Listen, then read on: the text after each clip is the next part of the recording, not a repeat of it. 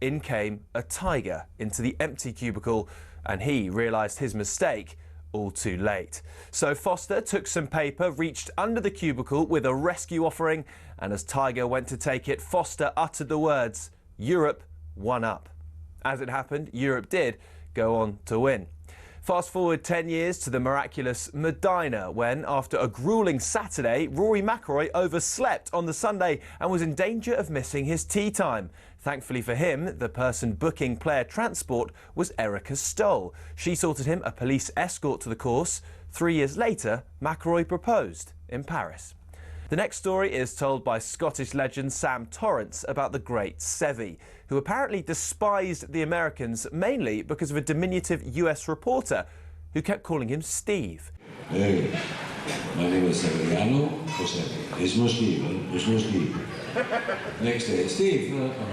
Torrance also tells of how Sevy regularly gave coaching clinics to his European teammates, but a week later at the Italian Open, when the same players asked for advice, Sevy would tell them to and see you next year. Having started with a Billy Foster story, let's finish with one from the 12th tee at Oakland Hills in 2004. It was Jimenez and Garcia against Westwood and Clark in a practice round, and as they finished, Foster decided to jump in the buggy and speed away with all their clubs, only to lose control entirely and tumble onto the course and see it careering towards the spectators.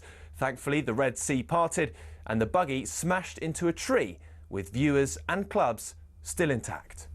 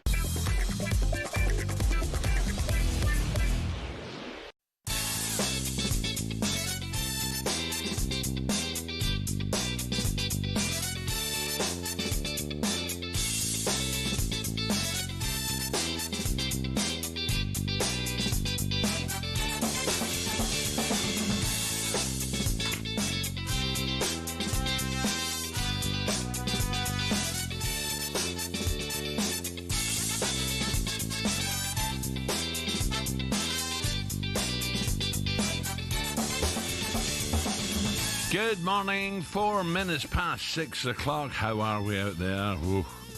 This is talkSPORT Breakfast with Arnold Clark. Build your own car deal online, all with a few clicks. They make buying your next car easy peasy. Gabby's alongside me. Gab, how are we? I'm very, very well, Alan. Very energized. energized. Very, very well. I've had 3-4 days. Holiday round the corner or what? No, I've had 3-4 days in Dorset. Lovely, lovely time. Refreshing being by the sea, Alan. Really? You would know where you live. Yeah, that's nice down there, isn't it? Are you Sandbanks way, aren't you? Yeah, I was around that way. Yeah, enjoyed some time there. Met up with Harry. He asked about. I see the picture. Yeah. Yeah, he asked for you. He's in good form as well. But yeah, enjoyed it, mate. Bear with me, my iPad's just. Ollie's iPad has just gone down. Are you joking? We'll just chat. What have you been up to? Well, yesterday I went back. I went over quickly to see someone over the road.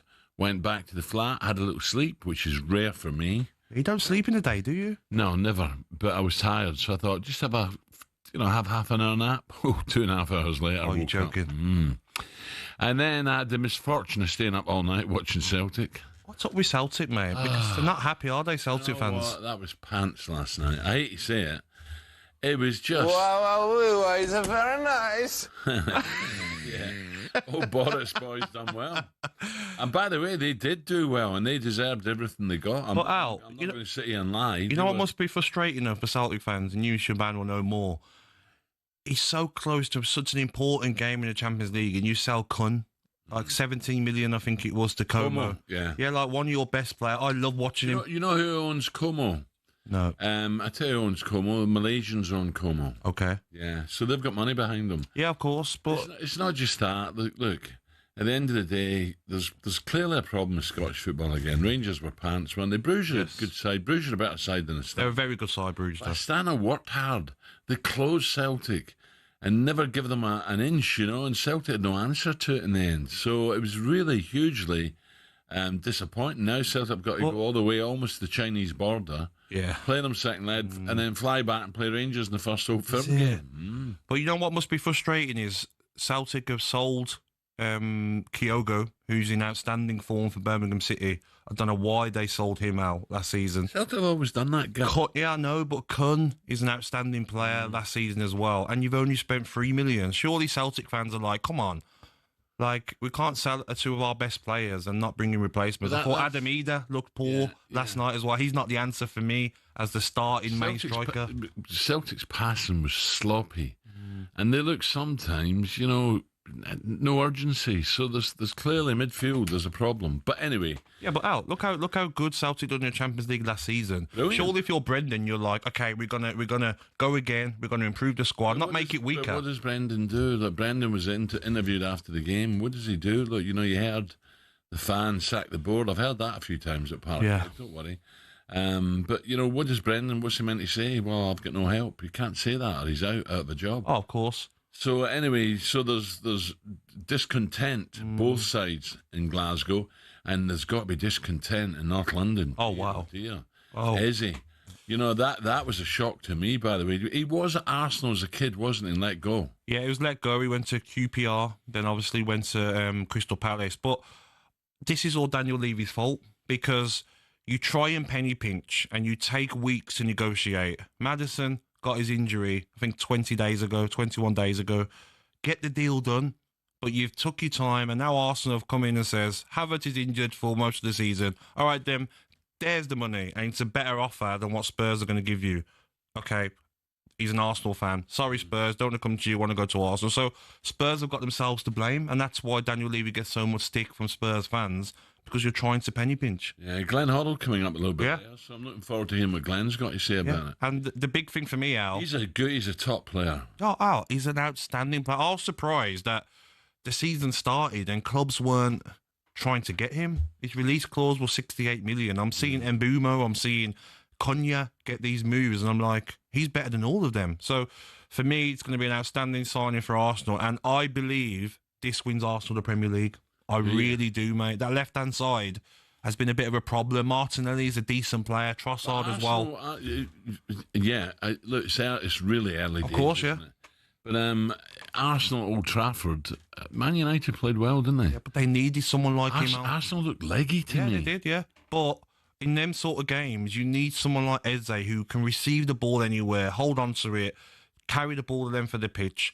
And he could even play in that role of like where Declan Rice or Odegaard plays, and Declan Rice maybe go back to where Zubimendi play. They've got so many options now, Arsenal, and that's a scary team. Yeah. Well, I didn't hear it last night because after the Celtic game I went to bed. But no doubt the Chunk was talking about it last night, and was hilarious. Was he getting hammered by Cundy? Let's hear. I'm disappointed in Tottenham. I'm disappointed. We should have had this deal done weeks ago. Should have had it over the line. Should have got it done as soon as we started the season. We should have had Eze in the team. It's okay, James. And you know what? Serves us right. Serves Daniel Levy right. Serves Spurs right. Because it's the same old Tottenham. It happens every single season. We're penny pinchers. Penny pinchers. Every single season. It's okay, Jamie. And it's happened again. It's happened again. And we're going to miss out on a top quality player who's proven in the Premier League. Just pay the money and get the player over the line. You're Newcastle of the South, Joe. Maddison's done his ACL. Like, we needed Eze. We needed him. And it's an absolute joke that we are going to lose him out to Arsenal, of all teams, who are just going to waltz in, pay £60 million, which is what he's worth, and get the deal over the line in a couple of hours. Let me ask you this now. Joe! Brilliant. I was listening last night. I had to listen. First 20 minutes before I went to bed. It was unbelievable. Cundy's a legend. He's boxer tricks there, isn't he? You know what's worse as well, Al? There was reports that come out last night that yesterday afternoon, that Spurs wanted to include Richarlison in the deal. So if you're Richarlison, you just scored 2 screamers. Yeah, but ridiculous. And you're hearing that you wanted to include me in the deal, so you've got now probably an unhappy Richarlison as well, and you've lost out on Eze, and there's probably no one available now for them to go and get to fill that Maddison role. No, disappointing. So the boys in Drive so that was last night on the old Numpty bar. The boys in Drive were discussing Eze on yesterday's show, and before there was any idea that he may actually end up at Arsenal, instead of Spurs, they debated which side of North London he should choose. I just think as a football club, Arsenal right now are in a better place. You know what I mean? They finished. I know it's not a badge of honour. Maybe the first season you go, well, listen, they're getting closer. Yeah. But finishing second in the Premier League takes some doing. Okay, so you're saying that Arsenal, your side, should go and hijack that deal? That should even have been a starter. That Arsenal should have gone and got him weeks ago. Okay, Arsenal fans, I'm guessing you feel the same. If there's a Spurs fan, can tell me why Eberechi Eze should sign if he goes to Spurs, I think he could play week in, week out. Yeah, but that's the poll, because you both got Champions League football, and realistically, Arsenal got more chance of winning the Premier League, right? Yeah, but I think if he goes to Arsenal, I know he might not start as the main man, but there's no reason why he can't turn himself into that main man. Okay. Or I think he starts as the main man. I really do. I think he pushes Martinelli out that side and Trossard. Martinelli can be great. Ray likes Martinelli, Ray Parlour. And I talked to Ray quite a bit about it, because you're having a couple and you're chatting about Arsenal.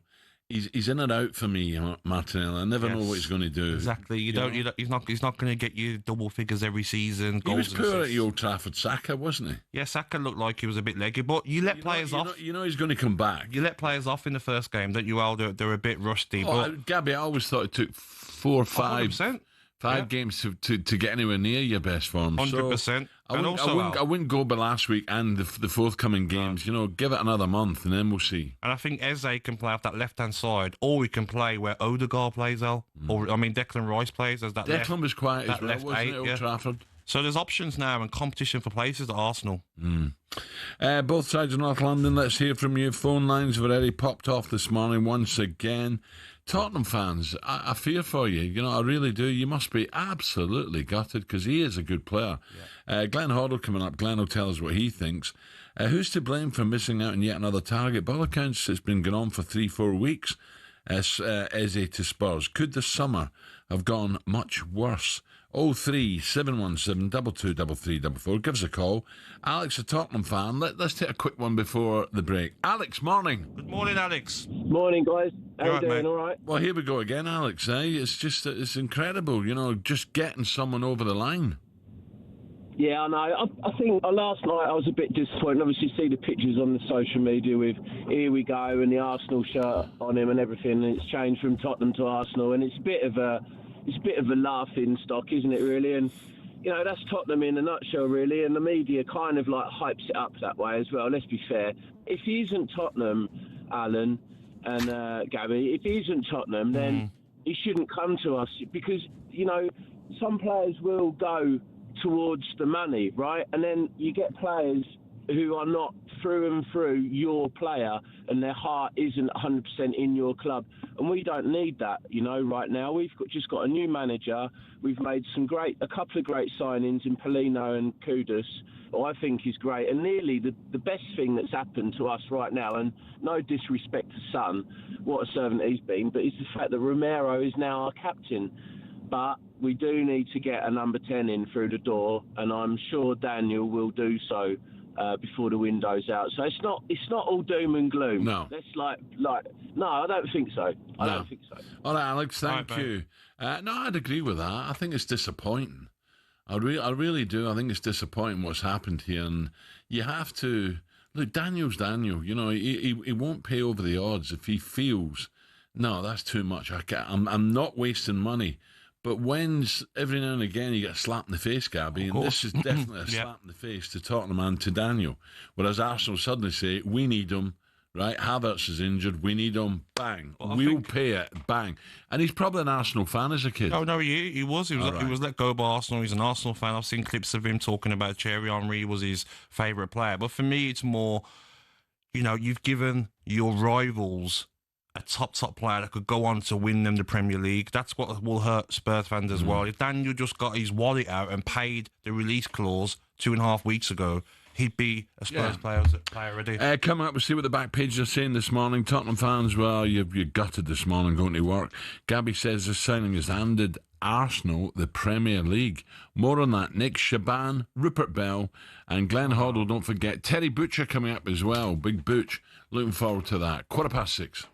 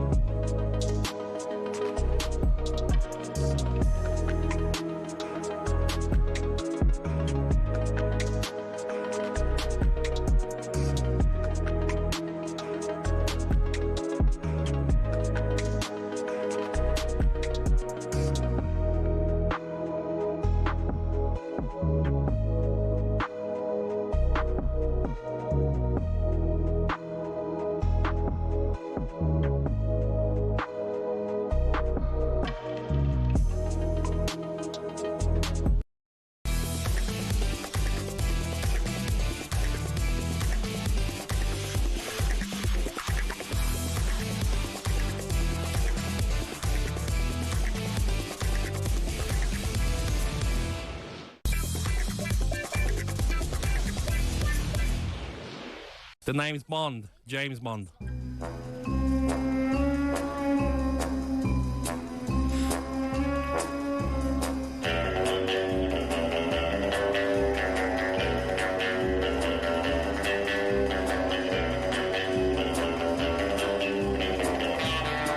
can't stop watching Bond, you know. On a Sunday you're lying at home, isn't it what we're going to watch? Easy to put on, isn't it? And all of a sudden, Octopussy comes on. Ox what? Octopussy. Okay. Right? or Live and Let Die, and you think, I'll watch a bit of it. But yeah, honestly. Which one's your favourite, though? I do like Casino Royale. Oh, Daniel Craig, Casino Royale. Yeah, that's one of my favourite ones. It was absolutely brilliant. Yes. I love the locations. You know, it's not just, you think, oh, look at that, that's beautiful. Cortina, the ski resort the other day, Roger Moore. I watched a bit of that. But even Casino Royale, when they're playing poker, I'm like, I want to play there. Yeah. Montenegro, wasn't it? Yeah. Right, a story was spotted in the papers this morning. Bontini or Fav. James Bond would certainly approve, as the martini has been named the nation's favourite cocktail. Ordered shaken, not stirred, barman, by 007. 007. Its recipe includes gin, vermouth, and an olive oil garnish. It's the most Googled drink, averaging 1.3 million searches a week. Gabby's favourite, a margarita, a spicy margarita, was in second. What about that? Exactly. Lovely, mate, especially on a day out. What do you fancy? Spicy margarita. Thirsty. You know, that goes in 2 gulps, doesn't it? Oh, you got to take your time. You and Ali are nightmare. I got Ali one a few months ago, and two sips and it's gone. I'm like, relax.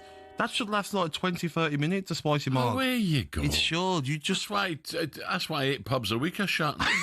because of snobs like you.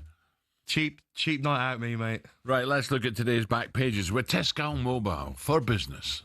The Back Page Review on talkSPORT with Tesco Mobile for Business. Got a side hustle providing doggy daycare? Take the lead with business phone bills for up to 40% less than the big 3 networks. For verification, see tescomobile.com/business. Oh, God, here she is. Sex on the beach. Sex on the Beast? Lady Marmalade. Sex on the beach. It's him. He's the lead. I know he is. Nothing's private. Nothing's... Well, don't get filmed then. It was the Paps, wasn't it? Oh, hold on a minute. You love it, honestly. This sounds way worse than what it is.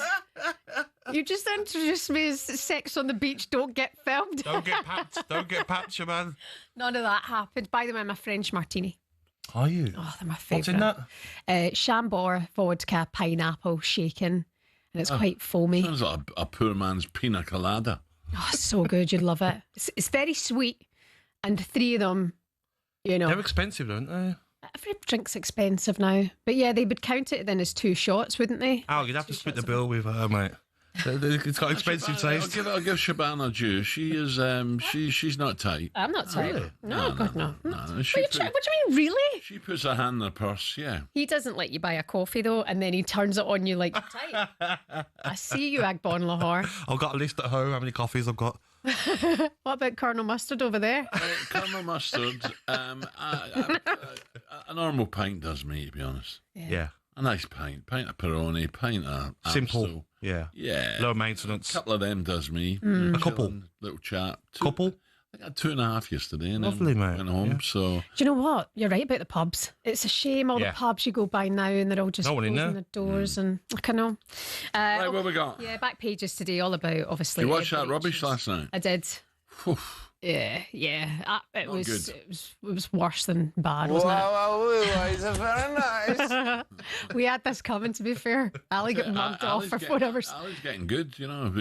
His Borat impression. That was my choice. Don't worry about that. He'll be on later. Yeah, we deserve it, to be fair. Arsenal's late bid steals Eze from Spurs. Player agrees terms with Tottenham, but Arteta makes decisive 60 million move after Havertz's injury. That's Gary Jacob, back page of the Times. What's Havertz done? It's not some nasty, knock. is it? Yeah, no, I'm not actually entirely sure. But I think there's concerns over it. That made them go in and say, okay, let's do it. Let's get Eze. A lot of people actually on early breakfast this morning, Spurs fans maintaining that they knew this was going to happen, that he was always going to join Arsenal because he was an Arsenal fan. Do you agree with that, or is that excuse? You know what? Dan and Benty, sorry, Gab, Benty, you know, on the early evening show, he was sort of hinting that he said hijack it. Yeah. So did he know? I reckon. I think like you're not going to see here we go. I mean, Spurs are the only team that have here we go with Morgan Gibbs-White with Eze, and it doesn't go through. Yeah, that's the embarrassing part for Spurs fans.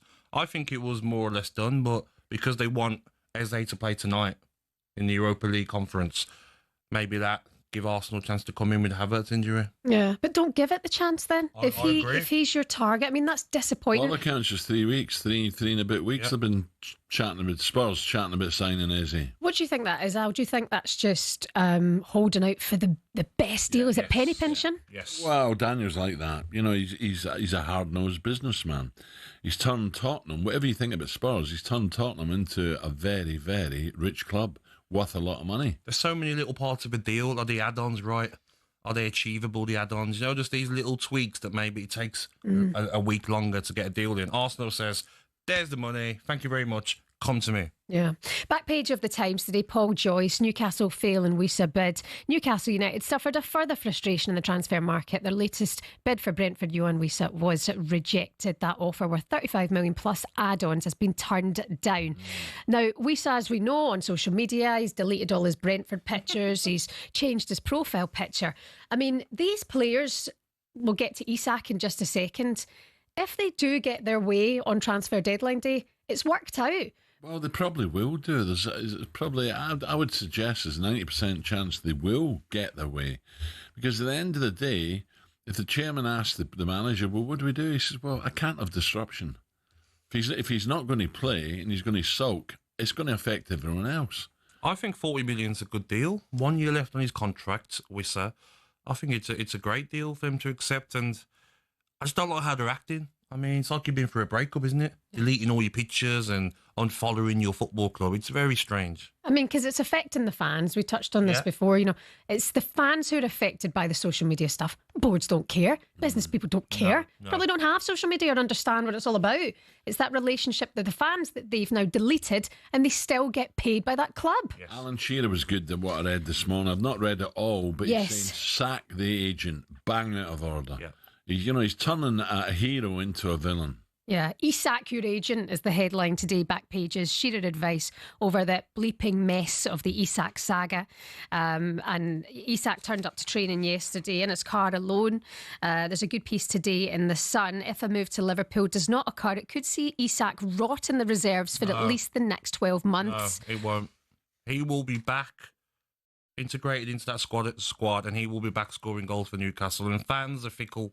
If he goes and scores a couple of goals, they won't forget. You don't think he's going to get his wish? I don't think he gets his move. No, I think he stays, and I think he's back scoring goals for Newcastle next season, and maybe even we've seen it happen before. Sign a new contract. We've seen things like this happen before. Shaban, players will throw their toys out the pram while the transfer window's open. Once it's closed, it's a World Cup year. He needs to play to keep his place in that national side. He's not going to rot in the reserves. No way. World Cup as well. Yeah. Exactly. Yeah. Shaban, we'll do more a wee bit later. Thank you. Speak soon. Right, 6:28. We'll look back on day one at Yacht Races with Rupert Bell coming next.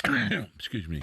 The Back Page Review on talkSPORT with Tesco Mobile for Business. Got a side hustle providing doggy daycare?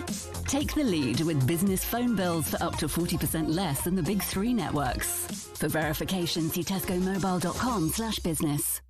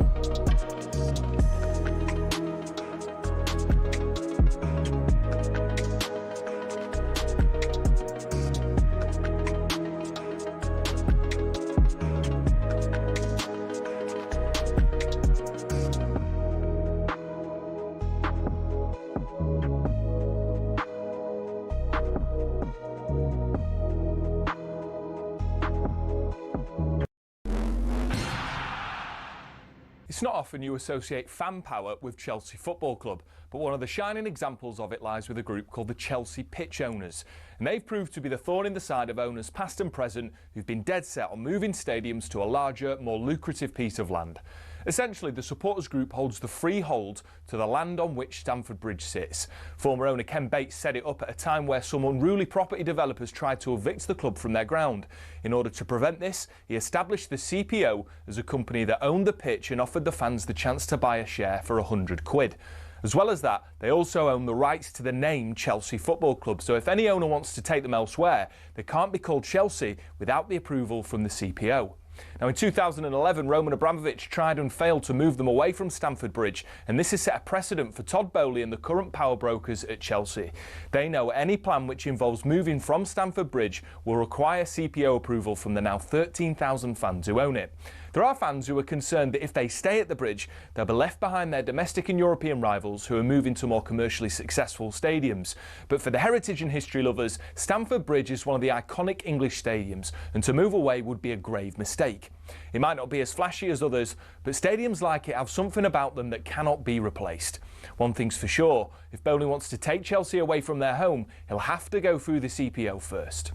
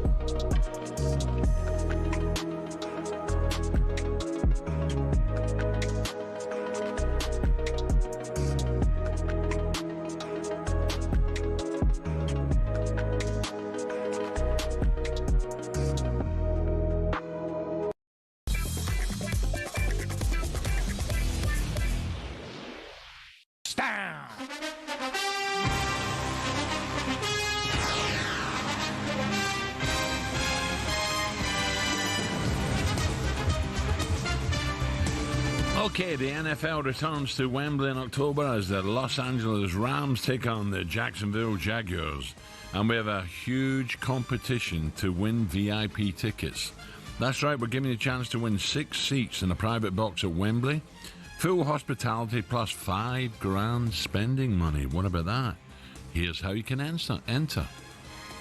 18 plus, UK excluding Northern Ireland. For a chance to win, text the word cash to 83338 and you're in the draw. Text costs £2 plus 1 standard network rate message. You must have the bill payer's permission or enter for free by calling 0330 880 338. All entries must be received by 25th August at 11 p.m. This is a talkSPORT limited promotion run on talkSPORT, Talk and Virgin Radio UK stations. See talksport.com for terms and conditions.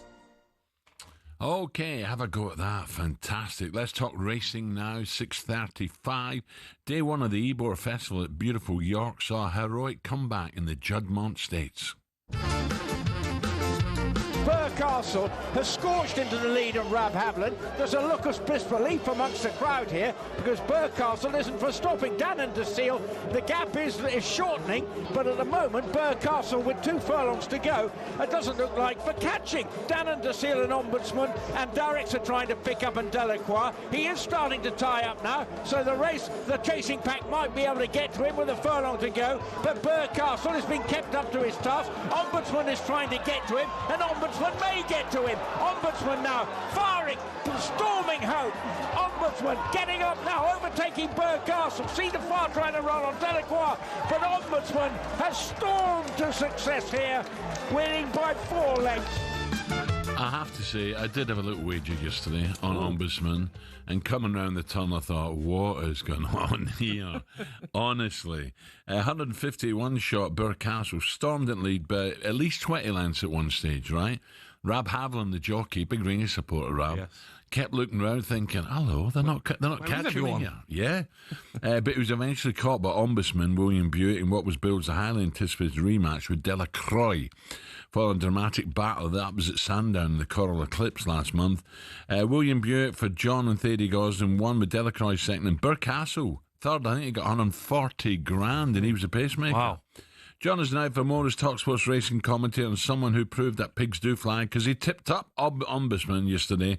Good morning, Rupert Ding Dong Bell. Rupert, how morning, are we? Rupert. Morning, Gabby. Morning, Alan. Yes, it What a was race. What an extraordinary race. Birdcastle, as you say, 20 lengths clear turning into the straight. So it almost looked like half a furlong. And you wonder, what is going on here? I'm not sure it was quite the plan to go that far in front from the pacemaker Birdcastle. But you have to give it to William Buick. He never panicked. And actually, Ombudsman proved that he's probably, at the moment, the best 10-furlong horse in the world. And he quickened up with an electrifying burst of speed to come home to win. As I said then yesterday, by about 4 lengths in commentary. A really impressive performance. But as I say, not really the race that we were expecting. There are pacemakers, but then there was Birdcastle, who sort of nearly ripped up the script and messed it up for everyone. But fair play to Ombudsman. He's a class act. Rupert, before we look at day 2, what else took your fancy yesterday? Well, Pride of Arras, which coming back to form, won the Dante earlier the year, disappointing in the Derby, but that looked a really good performance. A bit like a good sell, Rupert, gelded. Well, yes. Luckily, I haven't had the unkindest cut of all. Some people say they should geld you, Alan, but anyway. But at the same time, it worked. And he produced a really good performance. And yes, he can't run in a St. Ledger because he's had the unkindest cut of all. But he's going to, I think, give Connections a lot of fun in some top races around the world. A really good performance. There's Raith Beckett in great form. Also, William Haggis in great form as well. And they had a good win as well. Day 2, Yorkshire Oaks. Well, I think it's all about Minnie Hawk, isn't it? There's only 4 runners. She's been very impressive so far this season. She's now trying to win the sort of the big 3 Oaks races. I think she will. She will go off a hot favourite. Aidan O'Brien didn't have the best day yesterday, let's be honest. He had some fancied runners. Delacroix was disappointing. Italy didn't come up to scratch in the 2-year-old race. And, of Ran course, okay, Lambourne. though, didn't he? Ran okay, Italy. And then Lambourne, obviously, the Derby winner, was outpointed by and finished 4th in the end, I think, to Pride of Arras. So that, it's not guaranteed, but Minnie Hawk does look good. It's strange for David O'Mara. Might be the one serious rival you would have thought. But all the same, it's great to see Minnie Hawk here. Hopefully, we'll see a competitive I'm going to have a bit race. on that, Rupert. I'll trust you, mate. I'm going to have a bit on Minnie Hawk. Yeah, it's odds on. Well, she's odds on. Or is it? Don't do it, Gabby. Too short for you. Please hold what cash, all that cash you've got, Gabby. There's none there, mate. What? None. None, mate. Rupert, he's saving up for a beachfront property down in Sandbanks. So he can't afford to lose. I wish, mate. I'll be saving for a long time, Al. Anyway, so don't do that. But Minnie Hawk should win. It's a very competitive day's racing, but across some big fields, and actually, as York always is, big crowds, big fields, and hard to win races. But Minnie Hawk should have the class to win. Great crowd yesterday, wasn't it, Rupert? I was reading in one of the gossip columns today, Rupert. J.D. Vance, who was down at the Cotswolds, helicoptered over a vast estate, said, "Who lives down there?" That says Mr. Rupert Bell. Well, he didn't come in near my part of the Cotswolds. He was chipping Norton. He was driving his cavalcade around swathes of the round by Soho farmhouse, but he never came. Yeah, Rupert, you're looking very well, and there's rumours that you've had a bit of work done, maybe a bit of a spa in your estate that you get work done, Rupert. Well, not recently, but. By the way, your brother had a winner yesterday. I bet he didn't tell you. No, he didn't. But he might win. I was out last night with Harry Bentley at the jockey, and he's riding Spicy Marg for my brother in the Nunthorpe tomorrow, which is a 2-year-old taking on the older horses, and it's not without a chance. So it's a brave gamble by my brother. Steady. You've just grassed his jockey up. Your brother's got every right to say, Rupert, don't tell the nation, this horse has got owners. You're telling everyone. No, he would have known. It was very civilized. It was unlike a night out with Alan Brazil. We went home early. He's normally based in Hong Kong, but they're not racing at the moment. He came over and we had a very pleasant dinner in an Italian restaurant in York last night. I'm not telling tales out of school, so all good. So hopefully Harry Bentley will run a big race on Spicy Mark tomorrow in the Nunthorpe. Rupert, we look forward to it. Thank you, Rupert. Head to a little sports bar this afternoon. I'm going to sit there, nurse a pint, and watch the racing. You deserve it, mate. You work so hard. I really am. You do, mate. I've got a couple of runners. We've got Mannequin on Friday, and we've got Shadow Dance in the Ebor on Saturday. So I should really try and get up there. It's just how far? It's a long way. Mark, you got to get the train really. But Mark Johnson, I think it's Saturday morning. He's putting a lovely breakfast on, showing a bit of gallops, and that'd be lovely. Then down to York, and I'd really want to do that. But do it, mate. Come on. I do, but the problem is, you got to drive, and you have a couple of glasses of champagne or wine. Yeah, exactly. So you got to take the train and taxi. Simple as that. Okay, right. What about Daniel Levy speaking in June, making clear his ambitions to Tottenham fans? Fast forward to last night, they pulled out of the running to sign top target Eze, rolling over to bitter rivals Arsenal, and the chunk was so angry he had to dump himself, Ed. How have you not got this done? How have you not? Honestly, it's a joke, and I'm sick. Oh, we had to dump him. He swore. He dropped an F-bomb. I've been there, Al. Oh, dear. Jamie, come on. 03717223344. It's not funny if you're a Tottenham fan, by the way. The phone lines are open to you all morning. Glenn Hoddle coming up a bit later as well. Gabby and I will be your therapists. That was a look ahead of our friends at Travis Perkins. Superstar Breakfast preview on talkSPORT with Travis Perkins. Doing what matters for the trade with easy delivery tracking and 2-hour delivery time slots. Terms and conditions apply.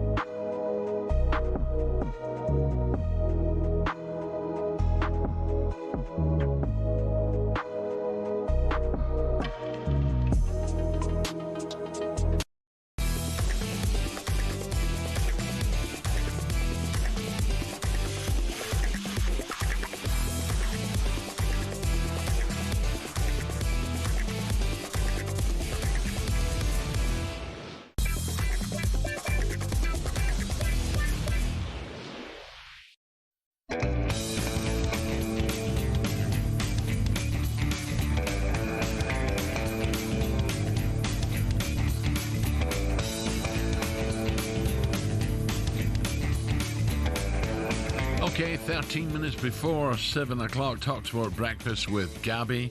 Right, what do we know this Thursday? Tottenham fans, close your ears. Crystal Palace Eze has decided to join the Arsenal instead of the North London rivals Tottenham. He's set to play for Palace tonight in the Conference League before having his medical at the Gunners tomorrow. Ooh. Elsewhere, Brentford have turned down Newcastle's improved bid around £40 million for striker Visa. Earlier this week, Visa removed all association with Brentford from his Instagram account as his future took a fresh twist. And Jake Paul will take on WBA lightweight champion Gervonta Davis in an exhibition fight in Atlanta, Georgia on the 14th of November. Davis' title will not be on the line because of the huge gulf in weight between the two men. By the way, before we hear from Spencer, Moses done it, didn't he, first round? Oh, wow. Bang! Wow. You like your boxing, don't you? Yeah, you don't want to be fighting him, Al. Like, I think he beats them. Usyk, I think, beats him, but I think he beats Dubois. That'd be a good fight to see. Yeah. The future's so bright for him. Do you think Usyk's just I think Usyk's just, he finds a way with everyone now. Even if you're getting the better of him in a round, later on in the fight, he's going to find a way. Yeah. I don't think anyone beats Usyk. But Itoma is our next biggest talent, isn't he? Yeah. Oh, no. Sure. Brilliant. So what about that huge weight difference? That's not right, is it? No. talkSPORT fight pundit Spencer Oliver. I don't think Spencer's a fan. Well, Ring Magazine have actually released it, so that's pretty strong evidence that this fight is going to happen. So I think the negotiations with Anthony Joshua have broken down, and I think that was down to broadcasting rights, who would get that with Anthony Joshua being on DAZN. Obviously, Jake Paul is on Netflix, and that's probably where the problem was. So I think that fight is sort of like dead and buried in the water. And we get Gervonta Davis, man, like you guys said it. He's a 135-pound world champion, lightweight world champion. The guy's my height. He's 5'5", and Jake Paul is a cruiserweight. You know, he walks around at sort of like 15 stone. So, and it's an exhibition. So look, if you buy into that, then yeah, fine. But it's not one for me. Excuse me, it's money now. Of course, yeah. It's exhibition as well. I don't blame Jake Paul if he gets away with it. You know, he's multi, isn't he? Absolutely multi. Yeah, but it annoys maybe some of the boxing experts because Gervonta Davis should be fighting a proper fight. So he's not, because he's going to get paid more. So the regulators should say, no, we're not having it. Exactly. So, but what will this set an example now, though, for other boxers? You know what? Go and fight Jake Paul or a YouTuber so that you'll get more money than you'll fighting someone who's a proper boxer. For more on today's biggest stories, head over to our website, talksport.com. Right, Shaban is back with us for a wee bit of this.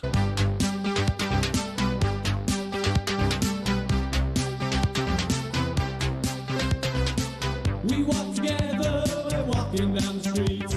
I just can't get enough. Well, there was none of that at Parkhead last night, was there? Nope. When I'm with you, Brendan. Listen, shocking performance last night against who I've now renamed Cara Almighty. Got to hand it to them. Top team. Top team. Top team. Wow, is very nice. Sounds like McCoy's after £6. Oh, we totally had it coming. Listen, worst fears confirmed last night. Failing to create chances, a terrible performance, sack the board chants around Parkhead last night, boos at full time. Manager Brendan Rodgers was asked about those chants after the game. What I do know is over many years, sack the board normally means sack the manager. It's normally the manager that goes when that starts to be sung. But no, listen, I think I can only really look at the players that we have here and the performance. We've known for a long time what we've needed as a squad. So I don't want to go into that. I can only concentrate on what we have here. It's just a shame, you know, because last year Champions League was fantastic, wasn't it? Some of the great nights there, and even the crowd was. From a European night, it was quiet, wasn't it? Yeah, it was dim. And the thing is, there's been frustration from Celtic fans going into this game about the lack of backing that Brendan Rodgers has had this window, especially after the money that they brought in from progressing from the league phase of the Champions League. And the players and the goal scorers that we've lost. Nicholas Kuhn, it's believed we knew he was leaving in January, not replaced. Kyogo left, not replaced. Jota, out for what we believe is the duration of the season, not I replaced. think he's next Maida. Because he's not the same player at the moment. I watched him against Aberdeen. I watched last night, and I'm like, But Celtic's passing was sloppy, really sloppy last night, and almost. No, I'm not saying there was a lack of urgency, but the team from Kazakhstan, Astana, they were buzzing, they were controlled, they were organised. And another thing that drives me mad is when Celtic get free kicks or corners, I'm like, any chance of a goal? Yeah. I couldn't create last night at all. Corners are, for me, Celtic's corners are pants, murder. What's the deal with Adam Ida? Because he was poor, wasn't he? Come off at half time. He doesn't seem like he's going to be the main man.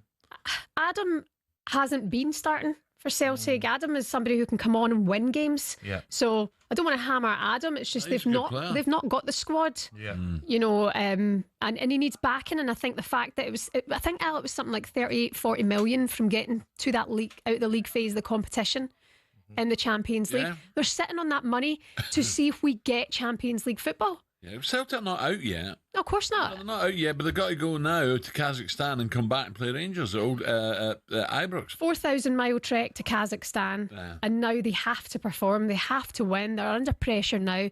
I don't think Brendan should be under pressure because I don't think the board have backed him, but they have to beat this side. They absolutely have tough, to. Though, away from home. It doesn't take away how poor the performance is. Well, I climbed in bed last night. I was thinking, SPL, how good is it now? Because we watched the night before, Bruges. You know, outplayed Bruges are good. And Bruges are a good side. Bruges are good, you know. You know, but you see yourself, well, where do we stand now, the SPL?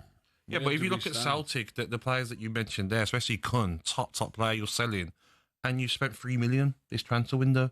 So what does that say? Like, Brendan must be scratching his head thinking, all the money you've made from the Champions League, getting them into the playoffs of the Champions League, and then you don't want to spend any of it on new players. It's very odd. I think that's the thing. Kieran Tierney coming back was a big deal to Celtic fans, but we know about Kieran Tierney's. I know what you're saying there, Gabs, but Kieran is a star player. It's just his fitness, you know, which is an issue. It was an issue for Arsenal, but on his day, when he's fit, he's 10 out of 10 every time. And I think next week is going to be a mountain to climb, and then after that, it's the Old Firm. You know, so of a week for it to happen after we're sitting giggling at Rangers the night before, you do question Scottish football. Then you've got Aberdeen tonight who are in Europa. We know that Rangers have been good in the Europa League in the past as well. Maybe we are Europa League. Yeah, but that Champions League last season, like, that was electric for Celtic fans. So good. It was such a good journey, wasn't it? And to get through like they did, that's what they want every season. It will feel odd to not have Celtic in the Champions League. Yeah, what else? That's how often they're in it. The other big story's got to be Eze, isn't it? You know. Oh well, it's the story of the morning, isn't it? And some people saying that they were absolutely not shocked by that hijacking and that Eze would have been holding out for this. Do we know Eze's side of the story? In Eze's camp, were they holding out to sign last minute with Spurs if that was his only option and Arsenal didn't come in? And Arsenal have come in. There are a number of Spurs fans who genuinely believe that. But they actually seem like a laughingstock again this morning. Problem is, if Eze is an Arsenal fan, and we believe he was there as a kid, then it's a no-brainer, isn't it? Yes, but he could have been a Spurs player. Yes. Money talks, you know. And Spurs have Spursied their own transfer targets. And Arsenal wouldn't have went in for him if Havertz didn't get injured yesterday. Yeah. So Spurs... Or would they have, Gabs? Or would they have... This is the thing. I don't think Spurs and Crystal Palace are going to negotiate for 2.5 weeks if he wasn't going to go to Spurs. Yeah. I think Gabby made a good point earlier when he talked about the Charleston, who's had a good start to the season. Look, we know this guy can play, right? He's a bit of a, how can I say it? He's a bit of a screwball, but he can play. He scored some great goals. And he reached suddenly, he might have been part of that deal, the Eze deal. How does he feel? You'd imagine you're feeling How does that get out? Going into training this morning. Shocking. Into training this morning, you're like, oh, thanks for that. Thanks for, so you don't want me after the 2 goals I scored. You want to put me in part of the deal with Eze. Now that's not happened. I need to get Richarlison back on side. Great drama, though. Great window. We love it. Great of course window. we do. Yeah. Right, let me take a quick call. Shaban, thank you. Thank you. This is Ross, a Tottenham fan. Ross, what do you make of all this, Good Ross? morning, Ross. Morning, James. So it's a privilege to be on with you. Good man. Mate, it's just ridiculous. It's the same old Tottenham. I mean, if you go back a couple of windows ago with Luis Diaz, it was the same thing then. Sorry, I'm trying not to swear. Mucking about with him. Like, I think that was like a week of negotiations, and Liverpool just walked straight in and take him. I mean, it's not the fact he's going to Arsenal. I mean, don't get me wrong, that does play a big part in it. It's the fact is we spent so long doing it, like trying to negotiate a deal. He's a top player. You need to pay top money for the player. It's not that hard. But the fact we spent all this time doing it, and Arsenal just walked straight in within a couple of hours, he's on side. Yeah. Like everyone keeps saying, it should have been done weeks ago. It's the same old Daniel Levy. Totally agree, Ross. How long left of the window? It's like 10 days, isn't it? Yeah, 10 days, yeah. Where do we go from here? Like, who's left out there now? I mean, we need a left winger, we need an attacking mid, and we're just going to be like looking about in the market, and we're going to get, I mean, no disrespect to other players, but who are we going to get? I mean, the only person I could think of to mind is that Cliver, who plays for Bournemouth. Yes. Yeah. Patrick's son. I think he's a decent enough player, but... Do you know, it would have been great for you, mate, and you signed a new contract in the summer. You should have got in there early, Semenyo. Yeah, but that's by the way, good player. Say again. But man, it's the thing that's annoying. I know you've got Daniel Levy doing that interview with Gary Neville. Oh, we want to do this, we want to do that. We'll start acting like an ambitious club. I mean, like they're saying about the Tottenham Arsenal rivalry, we're so far from Arsenal, it's unreal. I mean, it pains me to say it, but they are a top club, and they act like a top club. We don't. We just act like a mid-table, and that's where we're going to finish, another mid-table. And Ross, Gabby feels now, with Eze signing for Arsenal, that could be, they could be Premier League champions. That could make the difference. Ross, I've got to break Thank you, Ross. I can tell in your voice you're very disappointed, as with most Tottenham fans this morning waking up be. Come up, we'll continue act as a therapy session. Feel the Dr. Fraser Crane here. For you, the Tottenham fans, more on Eze next.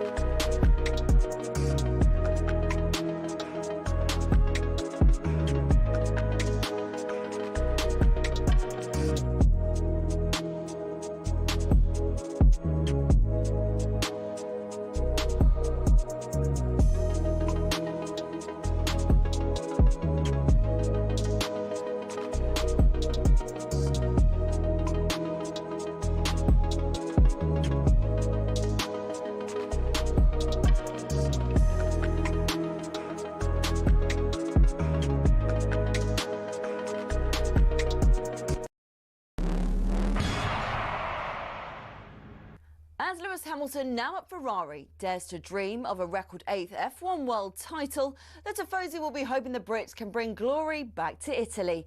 To many, Ferrari and Formula One are inseparable. They're the only team in the sport today to have competed in the first World Championship in 1950, are the most successful team in history, and have built some absolutely gorgeous cars. Their first driver's title was won in 1952 by Alberto Ascari. Considered one of F1's most dominant and best-loved champions, he drove the iconic Ferrari 500 and defended his title the year after. It was Juan Manuel Fangio in his Ferrari 250 who secured the team's next driver's title in 1956. Remember, he was world champion 5 times with 4 different teams. Mike Hawthorne, Phil Hill and John Surtees also won titles for Ferrari in the 50s and 60s, and the cars back then were beautiful, and they even sounded great, didn't they?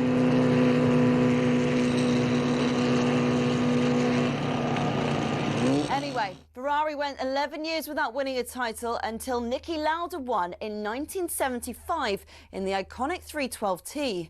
Throughout much of the 80s and 90s, though, Ferrari looked like they'd never go all the way again. Le Professeur Alan Prost came pretty close in 1990, but lost out to his bitter rival and former teammate at McLaren, Ayrton Senna. It was only when John Todt recruited a swathe of staff from outside of Italy, including Michael Schumacher, that the glory days returned 21 years after their last driver's title. The turn of the century saw the prancing horse sprint to an unprecedented 5 consecutive championship doubles. And after Schumacher left, Kimi Raikkonen reclaimed the driver's title immediately. But despite employing 1,500 people, the Iceman remains the last Ferrari world champion. So, 16 constructors' titles, 7 more than McLaren, and 15 drivers' titles, 4 more than, again, McLaren. Ferrari are truly Formula One's top team. Forza Ferrari.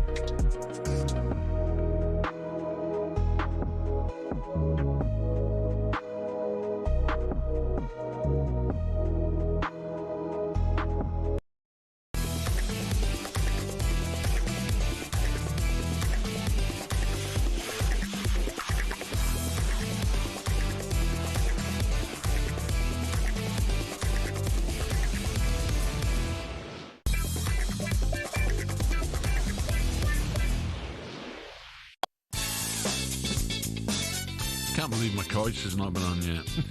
This is talkSPORT Breakfast with me, Alan Brazil Gabby Agbonlahor, on the Arnold Clark app. Buy a car and opt in to Arnold Clark Rewards to enjoy access to great giveaways and everyday perks. Now, it's just another blow on what's been a pretty miserable summer for Spurs. It's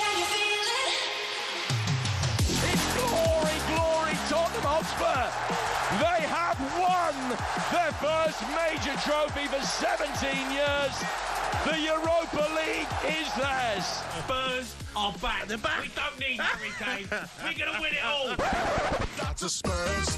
Gibbs White in towards the near post. It's flicked on and it's in.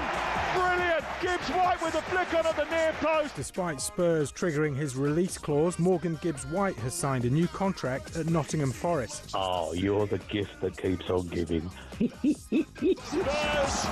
5 minutes away in the Super Cup with a 2-0 lead. But it's the European champions that have got over the line. Tottenham Hotspur heartbreak. This is the real Spurs. This is what we want to see. Not winning the worst Europa League final ever against a dog Man United. Certainly, we're going to be keeping tabs on Eze and a potential move to Tottenham. Spurs thought they had their man, but North London rivals Arsenal have agreed a deal with Crystal Palace for Eberechi Eze. He might already be holding up a Tottenham shirt, but they left it until this week, and it does look like that's now backfired. Do you know who Spurs are? It's just who we are, mate. There you are. You're the Newcastle of the South. Will we ever stop being Spursy? Jamie's got to calm down. Oh, We're wow. back. We're back. We're going to win everything. We're back. Calm down, chunk. Condi's rude, though. Oh, Condi's Condi's rude. funny. He's He's a funny guy, mate. Teddy Butcher coming up 8:30. Glenn Hoddle 9 o'clock. Glenn will be disappointed as well, because I'm pretty certain Glenn would appreciate Eze the way he plays as well. Got to get it over the line now. He's got to get it done.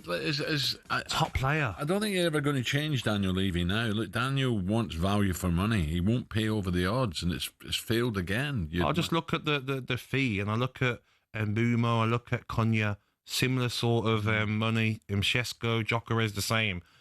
And if you named all of those 4 players, I will take Eze over all of them. Yeah. That's and how good Boomer, he is. and Boomer looks, he's going to be a handful this year. But I think Eze is a better player. So just get it done, Daniel. Okay, winning the Europa League last season was supposed to be the springboard, according to Chunk, for Spurs to kick on, but it hasn't gone to plan.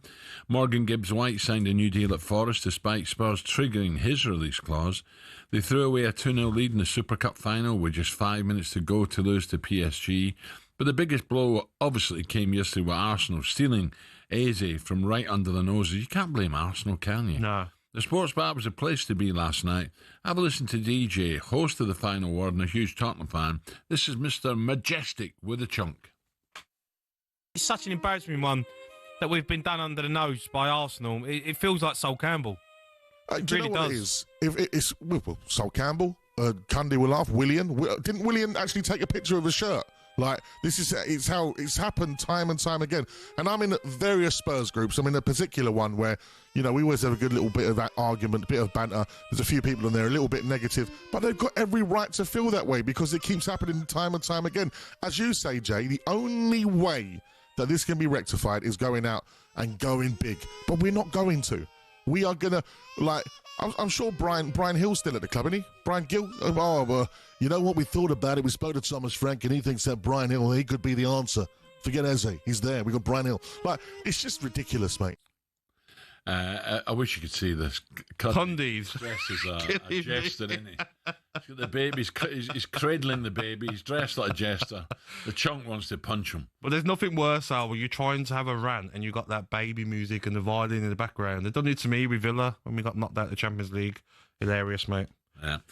Let's take another quick call. 03717223344 is the number. And Jane's a Palace fan. She's called us from Marbella to have her say. Good morning, Jane. Good morning, Jane. Good morning, Alan. My late father was a Tottenham supporter. Yeah. He would turn in his grave.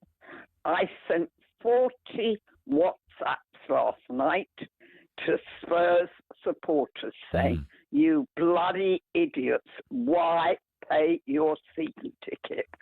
I actually think Levy can't become a full-time showbiz supporter and give up football.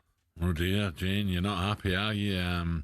Down in beautiful Marbella. I'm a business person, and I think he's taking advantage of season ticket holders. Yeah. Well, very expensive. It's happening time and time again now, isn't it? And that's right. I mean, you get the best managers, Conte, Mourinho. Then you get that useless Ange, who got a. He won you a trophy. Big bloody deal, a second-rate trophy. No, come on, that's not fair. Has Ange even got a job yet? No. That's not fair. It's a top competition to win. Big deal. So they won some competition. And look what he's done now. Beat Burnley 3-0. The best player to Arsenal. Yeah, well, it's hugely disappointing. Glenn's coming up later, Jane, so stay tuned from beautiful Marbella down there. Jane. It's been really, really hot. Glenn Hoddle coming up around 9 o'clock. Wonder what Glenn has to say about that. Right, let's get the latest thoughts of the host of the Last Word on Spurs podcast, Ricky Sachs. Ricky, morning. Good morning, Ricky. Good morning, chaps. What do you think of Jane, Ricky? Do you agree with Jane? Do you know what, guys? I'll be honest. I haven't even slept the last 12 hours. I'm trying to process what Tottenham are as a club.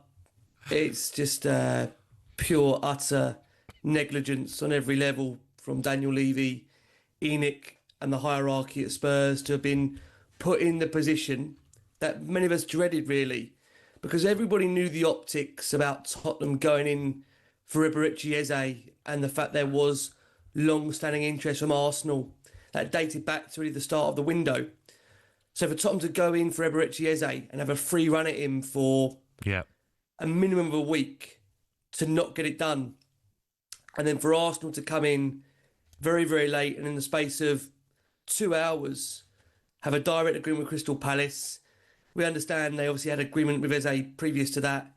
just the whole thing from a Tottenham perspective, guys, is utterly, utterly shambolic, especially on the back of a high-profile further transfer that failed in the summer in Morgan Gibbs White. Yeah. And I'll be honest, guys, I don't really know how this is recoverable. I can hear it in your voice, mate. I just honestly, guys, I honestly, with Daniel Levy and ENIC, I really struggle to see how they can continue. I don't understand there's a path forward for them, guys. I really don't.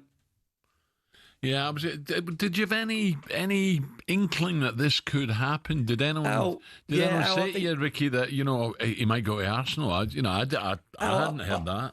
Listen, I'll be honest with you, we've been very lucky in the course of this summer on Last One Spurs to have a number of high-profile journalists come onto the show, and many of them obviously knew the fact that the optics were very difficult for Tottenham to go back in for Eberechi Eze because of the interest there from Arsenal. And Tottenham, you felt, had to be 100% confident that Arsenal were not going to be in the picture for Tottenham to be able to go there and do a deal for Eze. And the fact is that we know Arsenal have accelerated their interest following that injury to Kai Havertz. But what says it all is that Tottenham have known for the last 3-4 weeks, James Maddison has got an injury that's going to most likely rule him out to the end of the season. So Tottenham are aware of that. They've known that. They've moved, obviously, for Gibbs White. In that particular deal, for whatever reason, they weren't able to get that over the line. You then look at the Eze deal, where they've spent now over 7 days. Daniel Levy's been in negotiations with Steve Parish. And it feels with Daniel Levy, any time this man enters negotiations, it feels like it's a war. It's always a war about, can we save money in relation to add-ons, in relation to bonuses? Well, also, Ricky, I don't want to upset the apple cart here, but Gabby makes a good point earlier when he says Richarlison, who started the season well, he gets a mention that he could be going the other. He could be going the other way. How does he feel this morning? It just feels, in the latter stages of this deal, there was utter panic from Tottenham in trying to do whatever it was possible to try and get this deal over the line. And now what you've got is not only have they missed out on Eze, they've now also, from Richarlison's perspective, got a player there thinking, what does his future look like? How, this whole thing is utterly shambolic. And all I can say for the hundreds of millions of Spurs supporters out there that listen to talkSPORT is that we have got obviously a fan group in Change for Spurs that are campaigning for real, genuine change at the football club. And I fail to see any reason now why fans should not be looking to get behind that fan group to try and support a real, genuine change at the football club, because we've had 25 years of Daniel Levy and Nick at the helm. And if I'm going to be honest with you guys, this is the latest in a stage of a number of big embarrassments. And I have to be honest and say to you, this is probably the most humiliating I've felt as a Tottenham fan. But doesn't it show that, go through this? Ricky, doesn't it show there's a pecking order? And we've had fun with Newcastle, that there is a pecking order now, and the players would rather join Arsenal than Spurs. But Gabs, we've allowed us to be in that position. Yes. We've had a week of a free run at Eberechi Eze. True. And not only have we failed to get a deal done, we've allowed Arsenal to come in and in the space of 2 hours have club-to-club talks with Crystal Palace and get this deal done. Honestly, there is no excuses whatsoever. Tottenham had a free run at this deal. They haven't got it done. And I just look at it now with, 10, 11 days to go. Everybody knows that Tottenham have got money to spend on a number 10. Everybody knows now that the prices are going to inflate. The quality pool is getting smaller. And Spurs are being looked at as a laughing stock once again. And the optics of this is absolutely horrendous. However you dress this up, this is an utterly shambolic, pure negligent case that lies right at the door of Daniel Levy and ENIC. And I just don't see any way forward for this board under this football club. When you see the way this has played out, it is shameful. Ricky, I've got to break there, Ricky. Spot on, Ricky. I can tell in your voice how disappointed you are. O'Hara was raging as well. In fact, most Tottenham fans will be raging. Simple as that. Yes. Glenn Hoddle coming up at 9 o'clock. We'll get Glenn's verdict as well. Okay, coming up 7:16.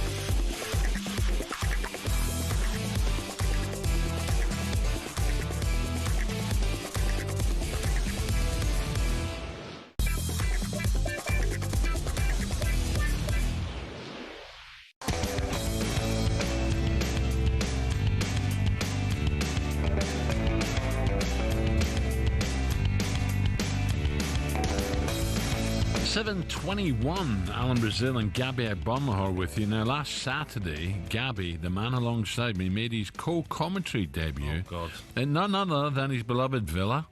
Should he be invited back? I will let you be the judge. Écoutez.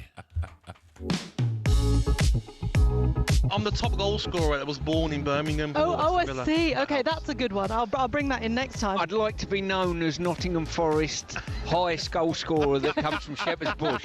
If Gabby can be the Birmingham one. Everything Aston Villa is trying in the first 25 minutes isn't coming off. Sloppy touches, easy passes that are going astray. I don't know about you, Gabby, but they make me nervous. I can't handle this. I'm going to have to go inside. I'll quit. And Conte is going to be sent off. You can't get away with that, PSC. I mean, we're right in front of it here. It's the most blatant red card you'll ever see. You can't pull someone back when they're through 1v1. Gabby, who would you go for? I'm going to ask both of you. I just there goes my phone. Never mind. It doesn't have a case. It's okay. I'm still talkSPORT invoice for a new phone. So Gabby's co-commentary debut saw no goals, possibly the worst of the 10 opening Premier League games, and a broken phone. So bad. Gab... Reshmin bloody knocked my phone off and the back of it all cracked. What's this I'm hearing about you not knowing you had to talk into your microphone? No, it was one of them mics that you like to use. A lip mic? Yeah, I'm not used to them, mate, that's why. No? Did you enjoy it, though? You know what, I actually really enjoyed it. PSC, Reshmin and Sam Matterface. Very Little enjoyable. Sam. Yes, that little Sam was there. And he knows his stuff, by the way. Yeah, but I enjoyed it, mate. Love to do it he knows again. his stuff, and yet Ray stuffs him every year. No, that's a problem. But such a poor game, Al. I mean, the amount of goals that they scored in their last 6 meetings at Villa Park, I think was 18 goals between and Villa got the upper hand, but the best team was Newcastle with the greats. Newcastle were the better team on the day. Villa very, very poor. It felt like a pre-season game. You know, we were talking about Saka, wasn't that it? You go to Brentford at the weekend. Yes. Whereas Newcastle have got a bumper. They're at home to Liverpool. I'm planning my Monday for that game. I'm playing a bit of paddle early, so I'm home for that game. That's going to be a great, great tie. Do you reckon Eze could be there in the stands to watch? Probably. Yeah, probably.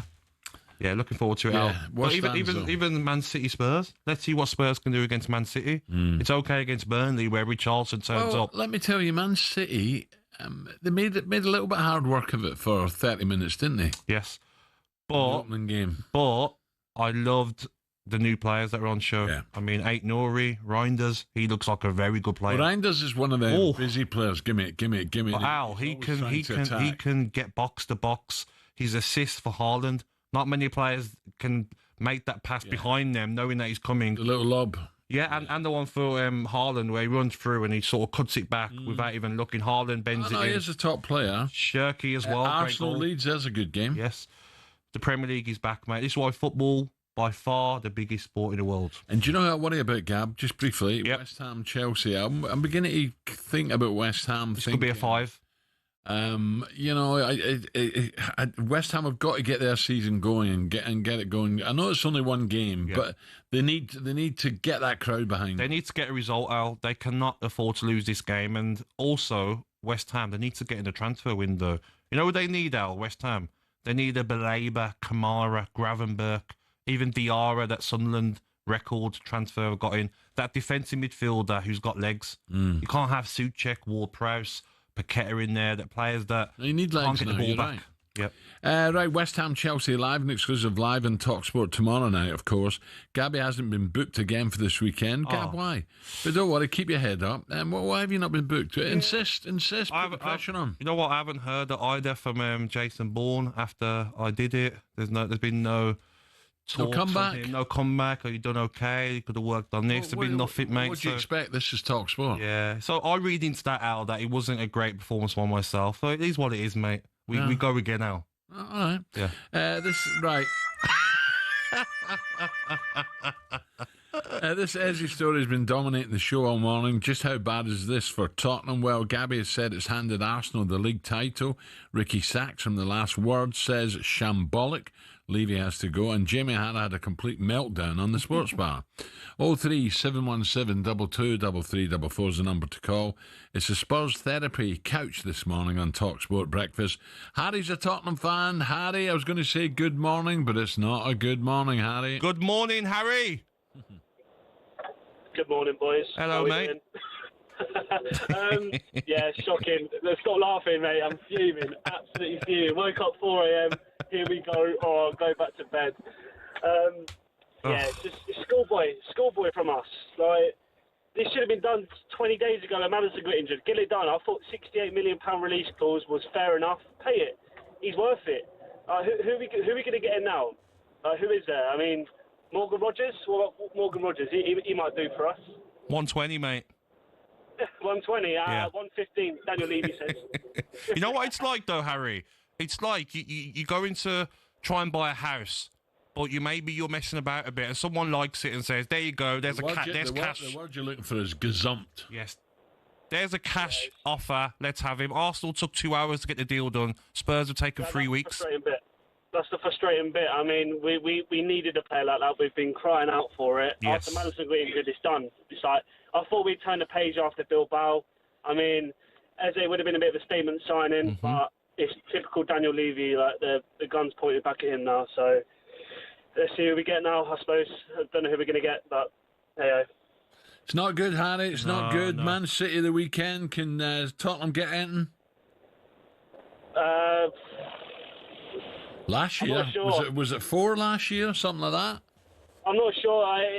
They could turn up against us, or we could turn up against them, but I reckon we got a chance. I mean, Frank did him with Brentford, so who knows? There's a pecking order, Harry. Stop shopping in Waitrose. Get yourself to Tesco. Get a decent deal, mate. All right? Do you reckon Daniel Levy listen? Tell him that. Harry, don't worry. You get to work, pal. Don't worry. Top man, Harry. Have a good day. It can all change, but it is disappointing. Yeah, it is. It's just frustrating because it's going to make Arsenal such a better side. Well, I mentioned there, Tottenham travelled to City this Saturday lunchtime. It was this time last year, wasn't it? Tottenham went there or last season. Yeah, it would have been, City. Right, so it's Saturday lunchtime, live and exclusive on talkSPORT, don't forget, but no Eze, sadly, and no Gabby as co-commentator. Coming out with ton of attention to... Simon will get you new phones. He's still in the business. Look at it. Shocking from Reshman. Broke it, mate. Wow. Go up. Do you reckon talkSPORT will sort that out? Yeah, 14th floor. 14th floor, they fixed phones. Okay. Coming up with ton of attention to other transfer saga dominating the headlines this morning. And for the last month, it seems Daily Mail's man in the know in the North East, Craig Hope, brings us the very latest on Isak.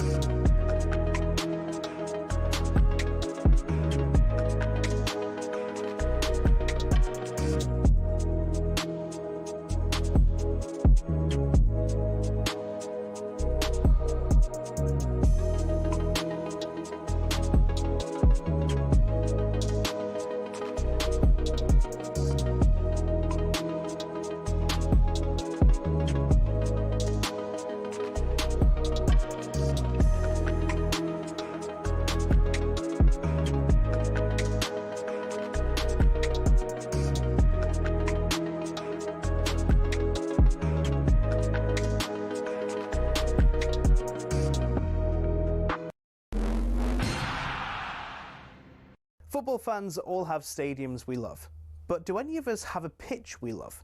It might sound like an odd question, but pitches can be different sizes with big consequences. Why is that? And what are the actual rules behind it?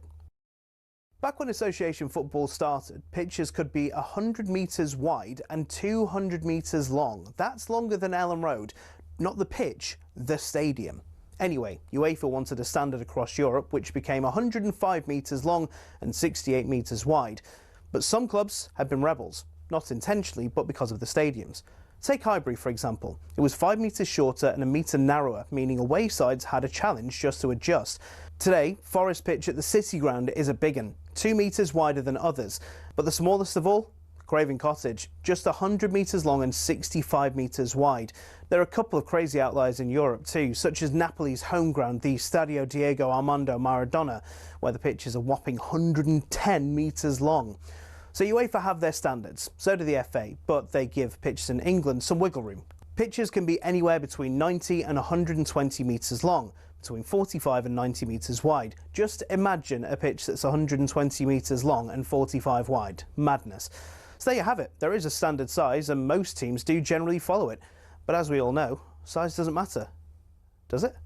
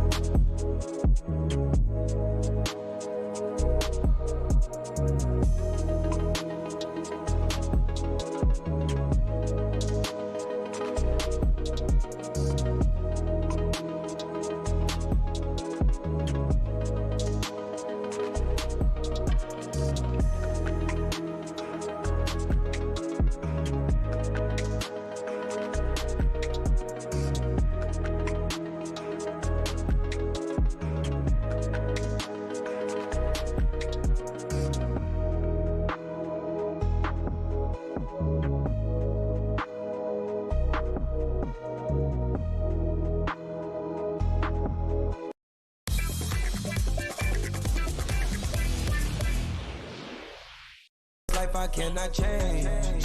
Hidden hills, deep off in the main. Eminem, sweet like candy cane. Drop the top, pop it, let it bang. Drop it, drop it. Tommy's phone again. Drop it. Bit you out? No, it's not me. Every time you come on, I have to put up with this. You don't like this tune now? No. You know who sings it? No idea. Do you want to know? No. Go on then, who is it? Jay-Z. Who? Jay-Z? You know Jay-Z? No. I'm joking. Oh, God. I've had a message as well by Jason. Jason Bourne says you were fantastic and he wants to get a game in for me to do in May. So, yeah, I've got to wait till May. Oh, did he? Yeah, Co-Com's game, yeah. Well, I wouldn't go that far, Jason. You used to do it, didn't you? Sky? I did. Yeah, I did it for... What was that game that you keep going on about that you... 5 years I done it. Oh, that game that you done? Gillingham City? Yes, that one. But there was another cracker. Sunderland Charlton in the playoffs. That was a cracker. Whoa. Would you get back into it? No. Why? No, I can't. All the travelling now and parking up and getting there and getting home. Yeah, it's tough. The roads now are just... It's impossible. Yeah. You'd have to almost go the night before games and wait 3 hours later and then even still the closure. Let's not talk about the roads in London. Even me coming up in the morning, there can be road closures. I've got to go through villages and then going home on a Friday is just a disaster. Sometimes, Al, you speak to these cab drivers and they're just like, how do you do it? I don't know. They're just like every road's closing, roads getting shorter, turning into bicycle lanes. I just don't know how a black cab driver can. I know, it's a nightmare. Yeah. If you want to get to London Bridge from Euston, it could take you 55 minutes. Yeah. It's disgusting. Yeah. Terrible, mate. Right, talkSPORT Breakfast with me, Alan Brazil Gabby and Arnold Clark, building on cardio online, all with a few clicks. They make buying your next car easy peasy. That was the wonderful Travis Scott there. Travis Scott? Travis, yeah. Oh, was it? Yeah, you know that it was Jay-Z. I was joking. Oh, you know who Travis is? No. I know Travis from Glasgow. Is he a cabbie in Glasgow?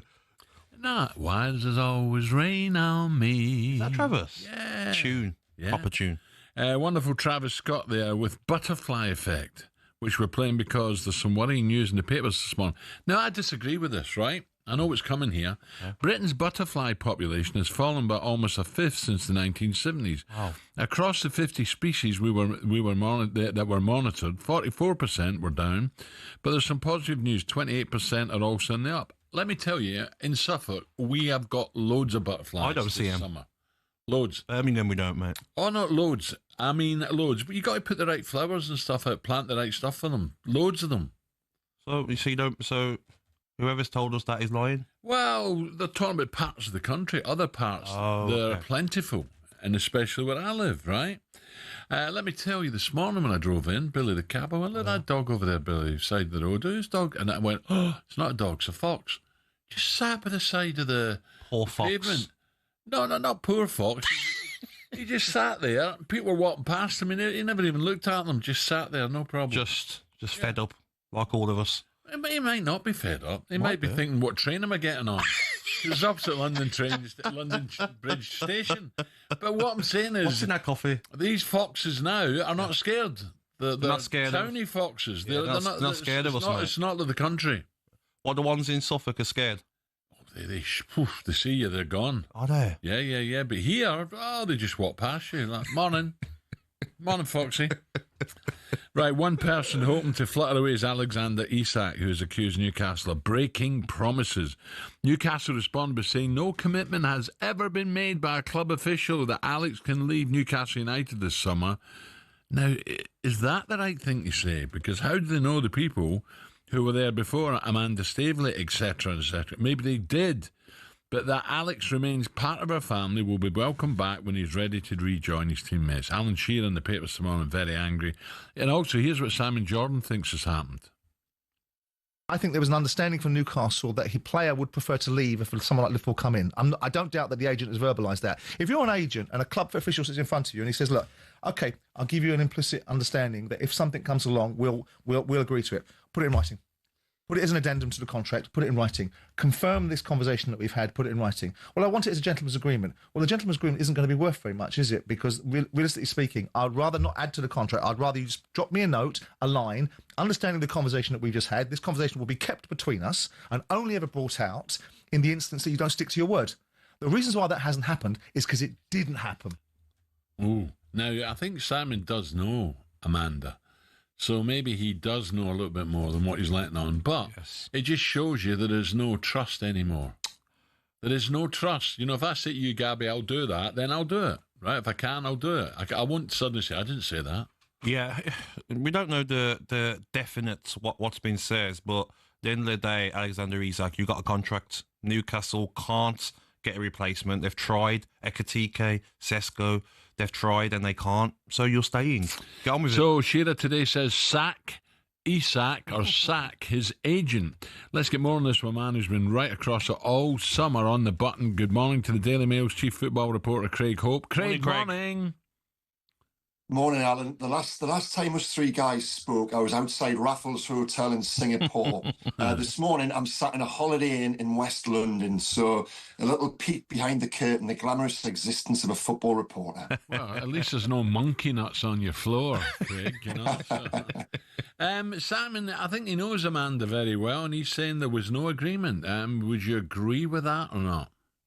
I think everyone's a little bit confused by the term broken promises. Now, the broken promise Alexander Isak is referring to, for me, from my knowledge, and I've been across this for 2 years now, goes back to a soft promise of a contract in the spring of 2024 when he sat down with Amanda Staveley, and Amanda recognised the need and the want to improve Alexander Isak's conditions at the club. And that was twofold, really. One, because he was deserving of a pay rise, but two, I think she, the co-owner at the time, she foresaw the situation that could develop, and by giving Alexander Isak the money that would have put him in line with his market value, would have avoided a situation such as played out. Now, what then happened was, that was March of 24, come June of 24, Amanda Staveley left the club against her wishes. A new hierarchical system came in, led by Darren Eales, the chief executive, and Paul Mitchell, the new sporting director. Now, not without reason, Paul Mitchell sat down and said, hold on a minute, Alex, you've got 4 years left on your contract. You're already amongst our highest earners. So why would we, when we've just solved a huge PSR headache, give you an extra £100,000 a week when that can in turn cause problems in terms of budget they can spend on transfers, but then they'd have other teammates knocking on the door. Now, I understand that from an accountancy perspective. What it fails to account for is the human at the end of that decision. And that human was the best player in Alexander Isak. So for 1 year now, I think his mind, well, I know his mind has been elsewhere. He's checked out. Eddie Howe did an unbelievable job to get him back in the building last year to score 27 goals, including the winner in a Carabao Cup final against Liverpool, of all teams. But he had it in his head. He was going this summer. So I think more so that is the broken promise that Alexander Isak refers to, coupled with sporting elements as well. I think, don't forget, when we arrived at this summer, there'd been 3 transfer windows without a first-team player coming in. Someone like Alexander Isak looks at that and feels there's been broken promises from a sporting perspective. I don't think anyone, guys, ever sat down and said to Alexander Isak, you can leave this summer. I think we're being a little bit confused on the linguistics around this. Yeah, so Isak, you don't think he's greedy then in terms of money, Craig? You think he just wants to go and win? And maybe win a European Cup, win a Premier League? Is it the hunger to achieve success rather than money? I'd say there's 2 elements to this, Alan. I think there's financial and the sporting. He wants to be paid what he deserves. And if we're going to write and commit in print in the Daily Mail and we're going to talk on radio shows and wherever else about Alexander Isak being the best striker in the world, as we routinely have done for the past 12 months, doesn't he deserve to be paid like the best striker in the world? I've got no issue, really, with Isak wanting the money that a market would dictate he is owed. I've got no problem with Alexander Isak wanting to go and play for the Premier League champions, having that ambition. A career's short. He's given Newcastle 3 fabulous years. The problem is the manner in which he has gone about it, and he's been really badly advised. And that leaves a sour taste with teammates, with supporters, with guys like Alan Shearer, because without the support of Eddie Howe and his coaching staff and his teammates, he isn't the player he is now. He had to show more respect for them and for the football club. And that is the big gripe on Tyneside right now, because he hasn't done that. I think as well, Craig, like you said, there's ways to go about it. Like, he's come out and put that Instagram story on explaining his thoughts. But if you're a Newcastle fan, you're thinking, oh, you're not getting paid like peanuts here. You're still getting paid, obviously, over £100,000 a week. There's ways of acting, not going on the tour, going and training with Real Sociedad, saying that you're definitely not going to play for the football club again. I was at the game at Villa Park. Newcastle, if Isak was playing, probably win the game 3-4-0. That's how poor Villa were. So you're letting your team down already this season? Absolutely, yeah. And listen, guys, Eddie Howe was many things as a football manager. He's a brilliant football manager.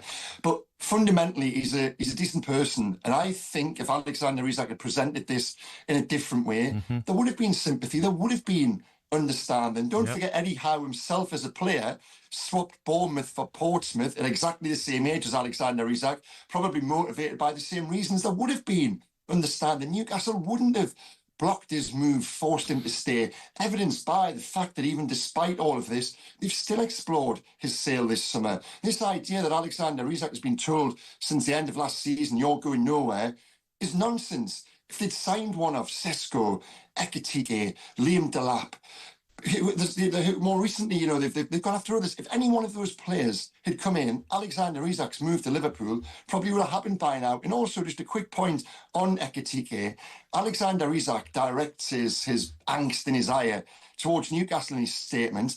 Well, if Liverpool hadn't gazumped Newcastle for Ekitike, Ekitike was Isak's replacement. Shouldn't he be looking to Liverpool and saying, come on, guys, if you want me that much, why have you actually denied me my move by signing the one player who would have facilitated it? That was crazy. There's real bafflement inside Newcastle as to why Liverpool did that, and in turn, Alexander Isak can't see how that's played out.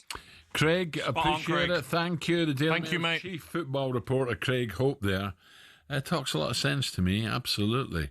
And of course, at the weekend, Newcastle, again Monday, Newcastle against Liverpool. What a game. Right, 7:45, Gab. Superstar Breakfast preview on talkSPORT with Travis Perkins. Doing what matters for the trade. Find your local branch at travisperkins.co.uk. Okay, still to come on breakfast. It looks like Eze will be walking out the season not in the lily white at Tottenham, in red and white at the Emirates, as Arsenal seem to have stolen under the noses of the North London rivals Spurs. So we want to hear from both sets of fans, Tottenham fans. Who's to blame for missing out on yet another target?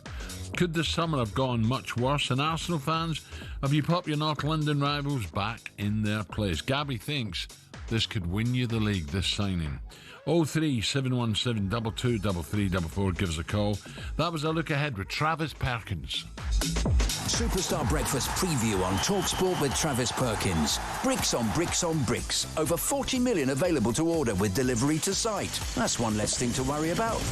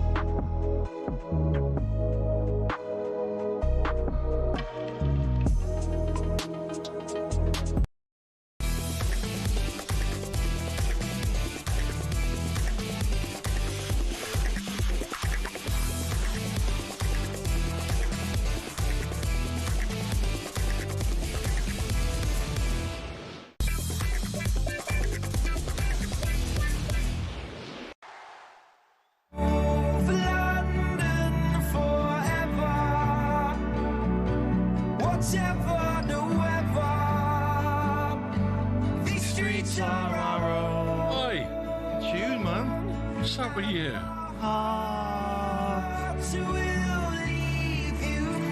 Right, we've been hearing from Tottenham fans all morning. Really angry Spurs fans, calling this Eze situation shambolic, nightmare. But how have Arsenal fans reacted? Let's speak to Nimesh, the gunner. Good morning, Nimesh. Good morning, Nimesh. Good morning, gentlemen. How are you? listen to the chuckle in the voice already. Nimesh, you've got to be delighted this morning. I'm absolutely buzzing. I was listening to talkSPORT last night, and Jamie O'Hara made my evening, especially when he dropped a couple of words he shouldn't have dropped. But it was shocking. Fantastic. Yeah. So this fella's a top player, isn't he? And it's just what listen. Do you think he's going to start? Will he be straight in the side? Because he is some player. He's very elegant with some lovely silky skills and can score a goal as well.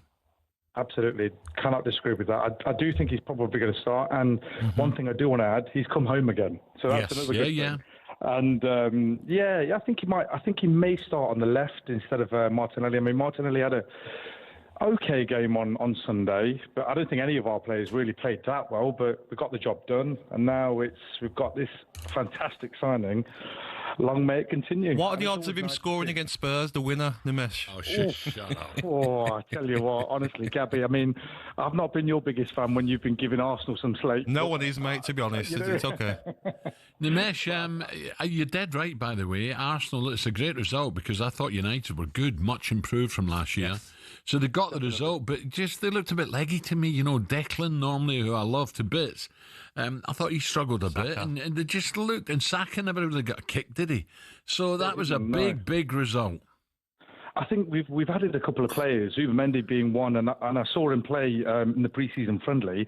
Very, very good, but I think it's going to take a little bit of time to, get used to the new teammates and everything, because Thomas Partey was fantastic last season.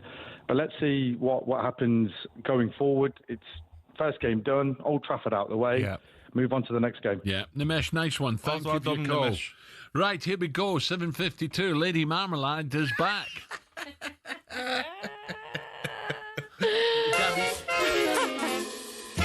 Porte cazzone con un stemma a rete, una cupulella che vi si era aizzata, passa scampanianna pattuleta, con mano a papà te fa guardare. Tu fa l'americano, americano. Yeah, I'll have a coffee, Gab. A little bit of Gatsby for you this morning, Al. We'll park Lady Marmalade till, I don't know, London Bridge, 10 o'clock. That's going out. Gabby said he's going to put it, it's going to go VAG. Cover your eyes. See, it make people sick, that. Our clubs like Newcastle, Villa and Spurs always going to struggle for their main targets because of the traditional top four, top six. Despite European football, the aforementioned clubs have struggled to secure their main targets this window, and then those targets have opted to sign for the aristocracy, shall we call them. Eze, now patching Spurs for Arsenal last minute. Šeško and Bremo, linked to Newcastle, chose Manchester United despite their worst ever finish. Newcastle also losing out to Hugo Ekitike to Liverpool, and Isak wants to be there too despite them having Champions League football. Do you think these players have opted for these clubs because of the prestige of the football club or because of money? Well, there's big money in this shebang, right? And I'm not just talking about wages. There'll be do they call it signing on fees now? Yes, Gab, yes. Right. So there's fortunes to be made here from a player, but Isak must be on big dough. I think it's a bit more than money for Isak. I think he wants to go to Liverpool and be a legend there and try and win a Champions League. So I'm not siding with Isak because I don't like people breaking contracts like that. If you're not playing, you're not getting a game, fine. You go to the manager, say, look, this is not working. I'd like to try somewhere else. Do it the right way. He hasn't done it the right way. But I don't think it's just greed for money. No. I do think that you look at what the top four teams have spent. Liverpool, 305 million. Arsenal, 187 if they get Eze. Man City, 140. Chelsea, 149 million. Manchester United, where they finished last season, 207 million. So how can other teams compete? Yeah. It seems like Villa and Spurs won't be able to attract the players of these top teams. So you've got your own little mini Super League. Give Manchester United 2 more windows. They'll sort their defence and goalkeeper out. They'll be back up there in the top 5, top 6. So, Gab, I saw a big improvement in United. I know they lost 1-0, but a big improvement. So it's frustrating for other clubs who want to, like Newcastle and Villa, because their hands are tied. Yeah, I mean, PSR is a nightmare for don't the get me likes started. of Villa and Newcastle. Newcastle's one of the richest clubs. They're not able to spend the money the way that you would have seen clubs previously being able to do so because of these restrictions. And, you know, Aston Villa, though, let's talk about, say, Ollie Watkins, say Arsenal or Man United came in for him, you know, before the window closes. Do you think he'd be off? Age. I don't think he would be, because there's certain players that are irreplaceable. Jacob Ramsey, fantastic player, but they've got Morgan Rogers, they've got Marlon. Aston Villa have only got Gesson, they've got Watkins. They can't afford to. But say an offer came in. It'd have to be a crazy offer. I'm talking like. But say it did. 70 million. Well, then maybe it's an option, because you try and reinvest that money maybe in someone younger, but it's got to be an out of this world offer. But Villa are in a bad situation. Even the wages they're paying is too much. The revenue that they get, Aston Villa, I think like nearly 90% of it is on wages. I mean, I went and worked there for talkSPORT the other day. I took a packed lunch. Yeah. I didn't want to cost them any more money. So cute. Yeah, disappointing times for Villa. Hold on a minute, rewind. who made your packed lunch? Who did make I'm your packed lunch? joking. What was in it? It was ham sandwich, a wagon wheel. Rock me, mama. Rock me, Gabby. Donkey shoes. You are funny, Alan. Your eyes are lighting up. Who made that, your boy? Well, my 10-year-old. No, it's difficult, isn't it? And it's just disappointing because these teams just keep spending. But in Burmo, Sesko, Cunha, all could have had Champions League football up to for Man United. That's because the prestige of the club, or is that because of wages? No, I think it's prestige of the club, knowing that they're going into a club, a giant club who Only had get a better. diabolical season last year. It's a good time to go. But Cunha, make no mistake, he's a good player. Yes, I like him a lot. Yeah. I And like then him a Burmo, lot. I think United have bought well. I really They've done do. very well. Very exciting. And I think United, I was going to say Spurs as well. United and Spurs will both improve rapidly. Yes. But at this moment, after one game, it's just one game, so I'm not getting carried away. The Manchester United look the side that are going to improve the most. You get any Nathan Carter wagon wheel? Especially if they get wagon wheels. I'm just picturing a big box of wagon wheels turning up in the next week. Rock me, Gabby. Right, what's happening, Marmalade? Are you off on your way home? That's me, going home for a snooze. Going to dance on the way home? So I will dance on the way home. I'll send you some videos, right? Can't wait. No, send them again. Liven up your day. Thank me later. Can't wait. Right, Shaban, see you tomorrow. Bye, driver. 2 minutes to 8.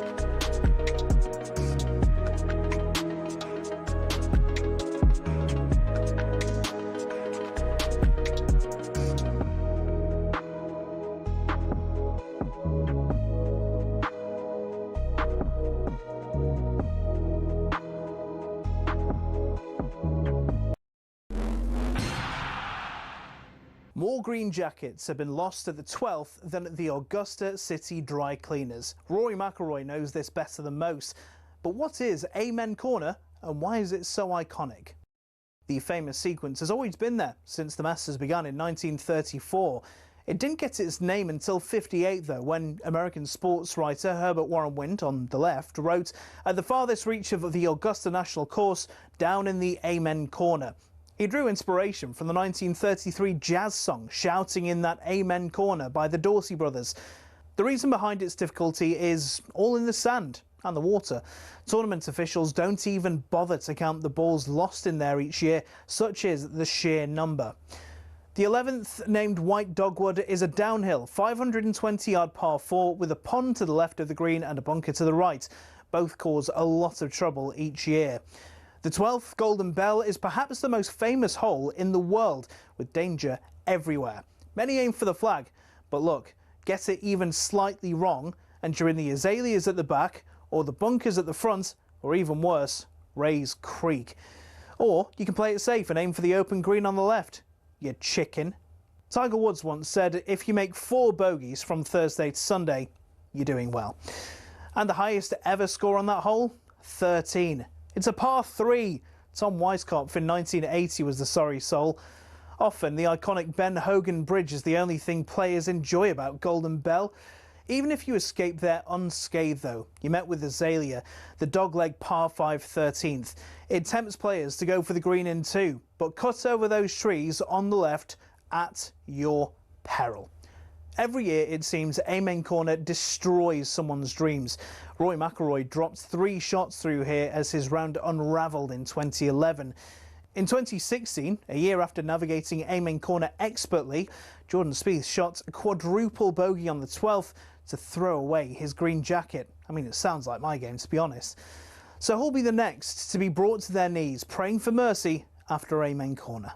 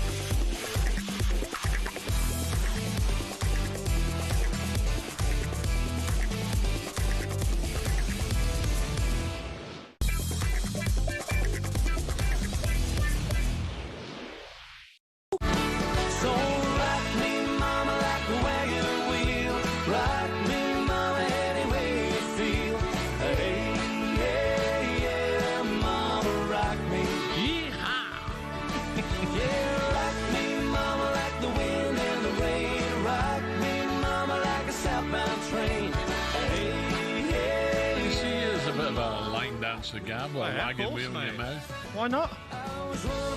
You used to do it back in the day. What line dance? Line dancing? No, with the missus? No. Why? No. Ah, you got to loosen up, mate. What? You got to loosen up, mate. Yeah, bit of fun. So you're from Solihull, living now and again in Sandbanks, you're doing line dancing. Do you Birmingham accent? All right, then. You right, Gab? You right? I've been talking to your mate soon, Steve Jones. He's lovely guy. up. Yeah. Yes, lovely guy. Yeah. Lovely set of lads, all of them. So the Villa, where are we? Where are the Villa? Brentford away. Good chance to bounce back. They were poor, weren't they? Yeah, Brentford were poor, but then will they have a bounce back after being so poor in their first game? Aston Villa, they need bodies, Alan. They've sold Jacob Ramsey. Leon Bailey's left as well. So yeah. I'm sure all the outs. Yeah, I'm sure all the outs that Aston Villa are doing is try and get a couple in the last 10 days. But this manager will find a way. Yeah, I'm not worried. But what's up? Who's available at the moment? Is he going to have to go abroad, Gab? I think so, yeah. And it's got to be clever transfers now for Aston Villa. There's no more £60 million, £50 million players coming in because of the PSR problems. They've got to be cute. Can they go and find another Morgan Rogers that they bought for 11 million from Middlesbrough? Them sort of transfers, maybe taking a player from the Championship who's got potential. What's it like up in Birmingham at the moment with the media? Are the Blues getting a lot of they are. Media coverage? Yeah, but they're doing very well. I mean, they've got good owners now. They're starting the season off very well, through to the next round of the Carabao Cup as well. But it's good for the city, Alan. You want Birmingham City to get back to the Premier League. Yeah. talkSPORT Breakfast with me, Alan Brazil, co-commentator Gabby Agbonlahor and Arnold Clark. Get the UK's best used car deals guaranteed. Now the first North London derby of the season. It's November. Isn't until November, but Arsenal already. Are they one up? Here is Eze. Into the area. Right-footed shot. Slams it in. This is when you go and make a statement and go and get Eze. Certainly, we're going to be keeping tabs on Eze and a potential move to Tottenham. I think he should go to Spurs if he leaves the great Crystal Palace. Utter meltdown in North London where, after weeks of work, Spurs' dream signing was snatched away from them in moments. Arsenal make a move for Eberechi Eze, and the 27-year-old wants to join them. He's a needle mover. It moves the point of Arsenal. It moves who they are. I think it makes them far more likely to win the league. Havertz gets injured. Arsenal decide to launch Move Hijacked. It's the same story over and over and over again. Paul just can't seem to get anything big over the line. Deal agreed in principle, medical scheduled. Eze is going to pick Arsenal, and Tottenham are now set dramatically to miss out. Spurs have officially pulled out the race. They've waved the white handkerchief. I think it's a disastrous day for Tottenham Hotspur. And the reaction from Jamie O'Hara so far has not disappointed. Pay the money and get the player over the line. You're Newcastle of the South, Joe. Madison's done his ACL.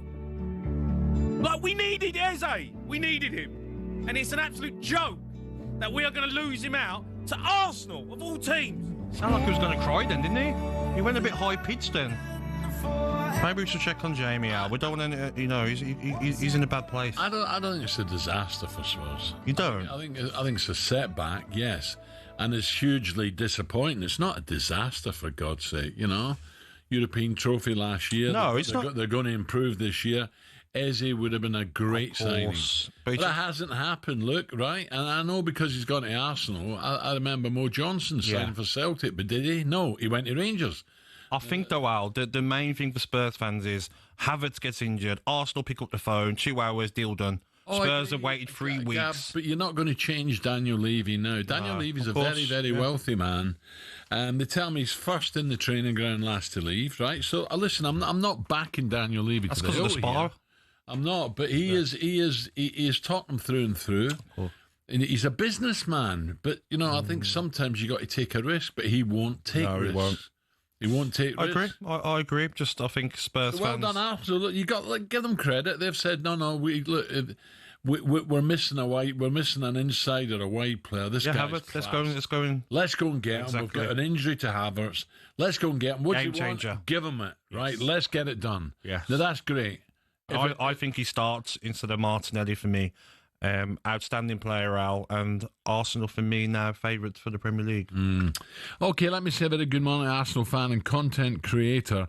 It's a very good morning to Joe Bear. Joe, very good morning, Joe. Good morning, everyone. It's a beautiful morning indeed, isn't it? I bet you it is, yeah. Poor old Jamie O'Hara, he's in a straitjacket this morning. Joe, listen, Eze, we believe, is a big Arsenal fan, started as a kid at the club.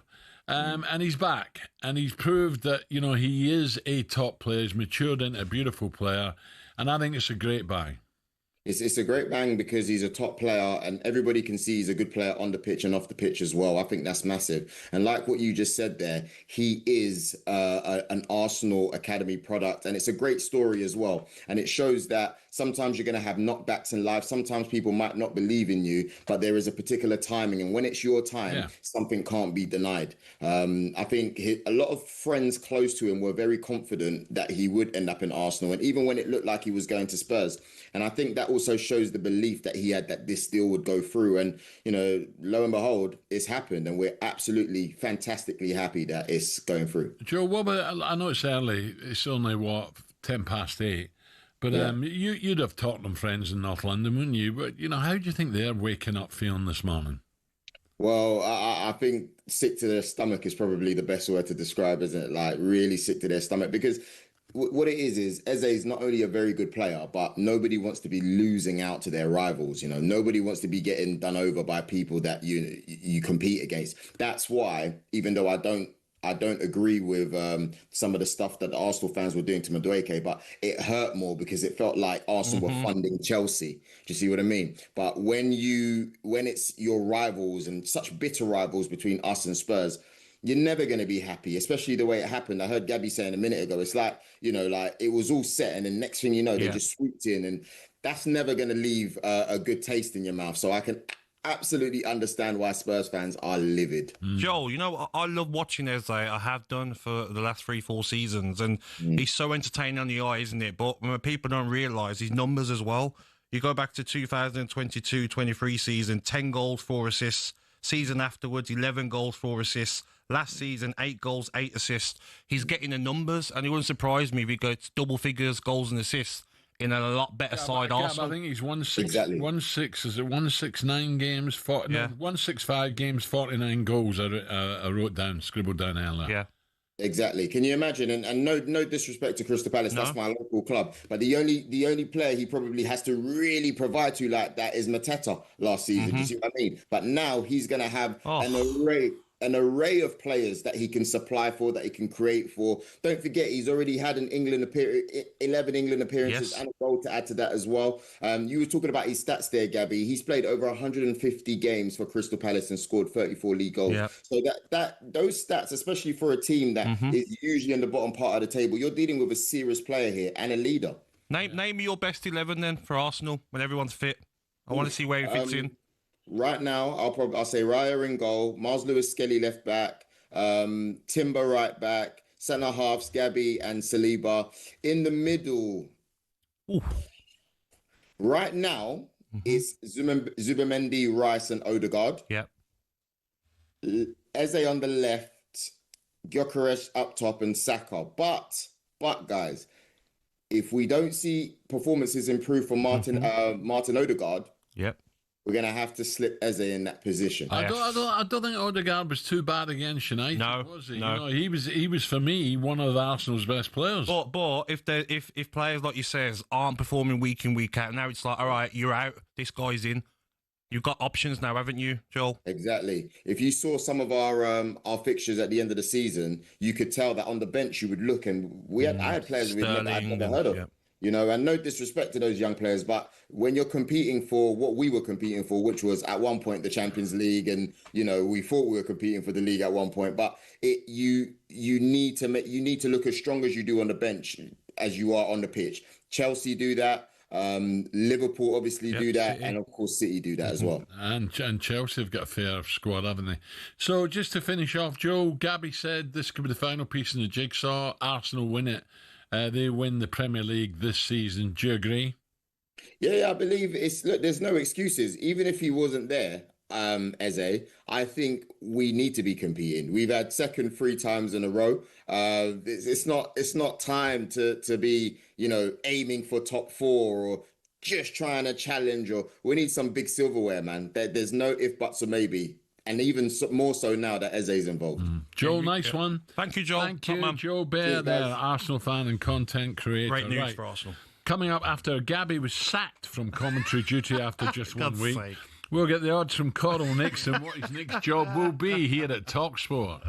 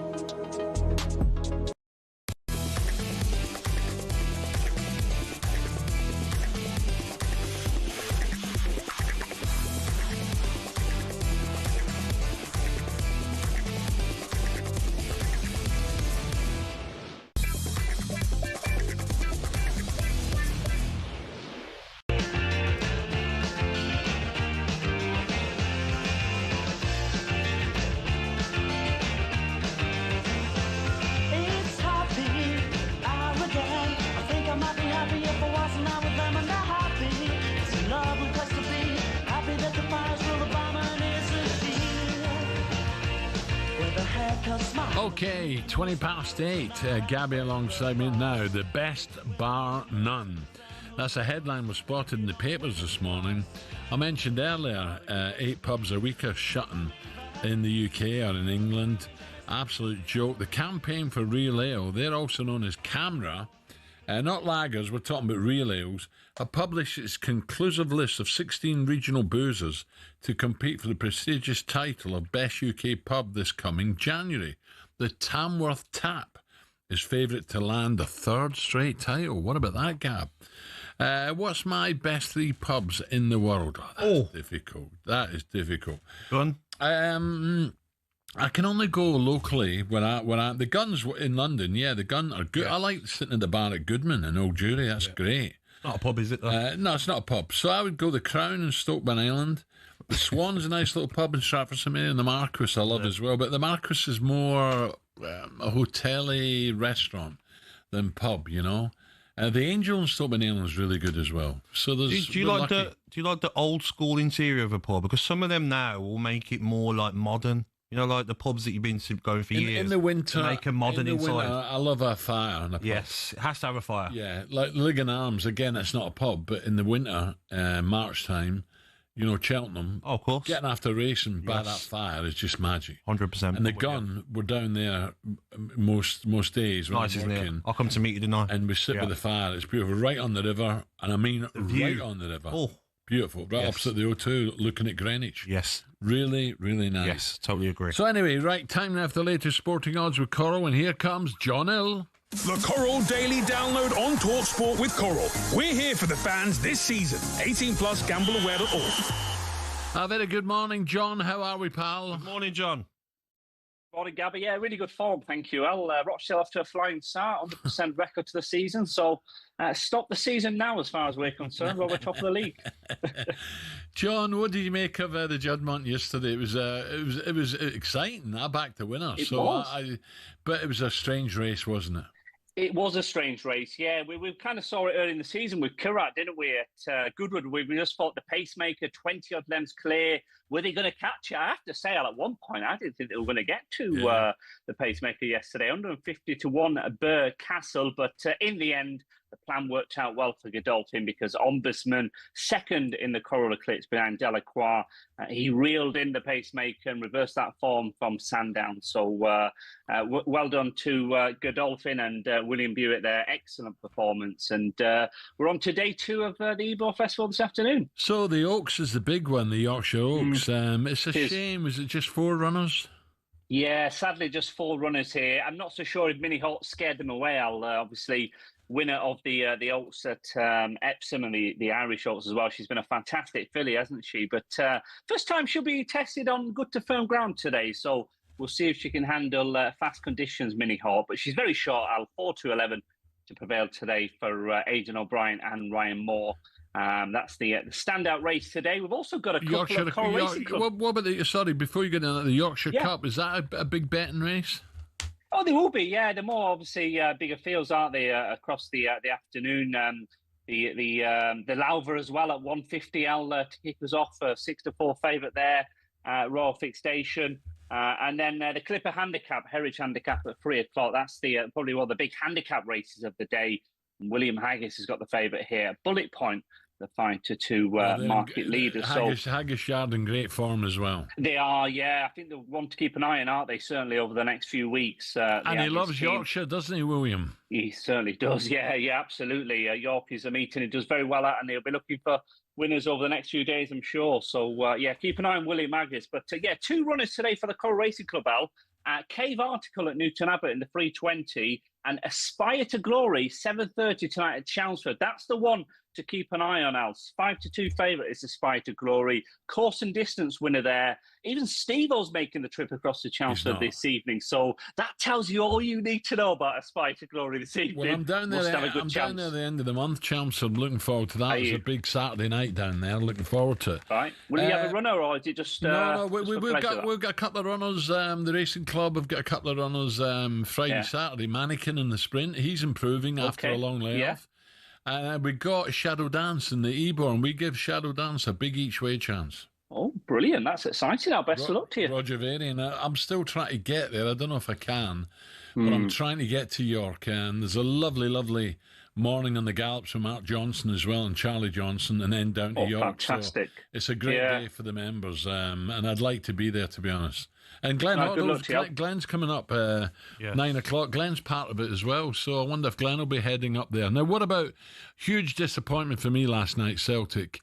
I really hated the game. It was horrible. It was lacklustre. And we could have lost the game 1-0 as well, but still in it, 0-0. Odds to qualify. Celtic have struggled over in Kazakhstan in the past. Yeah. But despite that, we make you 1-2 to qualify, Al. So we're still confident you'll get the job done. I know I'm not sure if you're taking that 1-2, but look, we think you're a better team and the class will prevail in the end. But tough place to go, isn't it? As you say, still a lot of work to be done. John, what about tonight? Crystal Palace versus Fredrikstad. I'm glad you said it, Gabby, because I didn't want to attempt that. But So Fredrikstad or Friedrichstad? No, Frederick. Is it Friedrichstad? Fredrikstad. No, have a bit of Scandi in you, Gabby. Have a bit of Scandi in you. Friedrichstad. That's better. That's more like it. Yes. Palace 1-9 Sounds like someone out favourites, the SS there. Palace favourites, yeah? Yeah, they are 1-9 to win tonight, 1-80 to qualify. So this should be straightforward for Palace. But obviously, the big news last night coming through that Eze could be going to Arsenal now, not Spurs. So Arsenal they're being bold out there this summer. They've spent a few quid already, and to come in here and basically say, no, come to us rather than our rivals, and here's the 60 million, and here's your contract. So you've got to applaud Arsenal, haven't you? And I think they will shorten in that outright market if this deal's completed, Gabby, because this is a big sign, isn't it? It could complete, what is a good squad now for Mikel Arteta. Yeah, I'll just look at that left-hand side, and Martinelli's a very good player, so is Trossard, but they're not Eze. Eze's more reliable. You've got to double up on Eze as well. So all the best doubling up on Saka and Eze. Yeah. Arsenal are going to be frightening next season. But I want to ask you quickly, you might not have them yet, but tomorrow West Ham versus Chelsea. What odds have you got on Chelsea to score over 3 goals? Whoa! Well, I tell you, he likes to throw a curveball at me. I just think West Ham are poor, and I feel Chelsea, drew their first game. They'll be looking at this, hit West Ham when they're down. Yeah, I like it. I like your thinking on it. Let's have a look, shall we? So in terms of the outright market, the match betting, Chelsea 4-6 to beat West Ham tomorrow, if you fancy them to do so. And then to score 3 or more goals, 4-1 you can have, Gabby. I'm all over it, mate. I'm all in. You're all in there, mate. Yeah, he fancies Chelsea. West Ham, I think they could struggle this season. I really do, actually. I've not been impressed with their transfer activity, Al. And, I think Graham Potter as well could be under a little bit of pressure. He's one of the men that I think could be the first to go this season, so we'll have to see. But some good games this weekend, isn't there? Oh, some crackers. There's no doubt about it. John, listen, what was I going to say? Who have the Dale got at the weekend? We're away at Brackley, so I'm heading out across there. It's near Banbury in Oxfordshire. So I've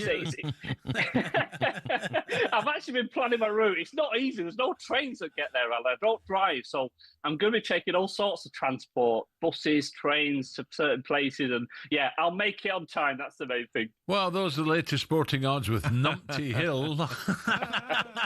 Brackley's on his way. John, nice Thank one. You, John. Well done, pal. Cheers, boys. John Hills from Corals. Don't forget them too, especially Chelmsford. There you go. There's a little tip from John. Terry Butcher to come next. The Coral Daily Download on talkSPORT with Coral. We're here for the fans this season. 18 plus gambleaware.org.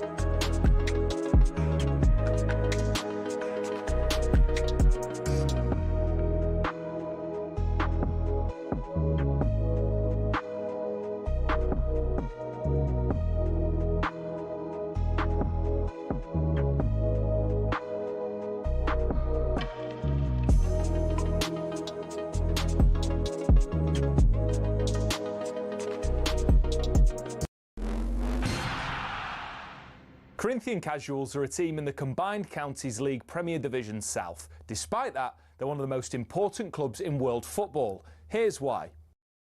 The club was formed in 1939 as the result of a merger between Corinthians FC and Casuals FC.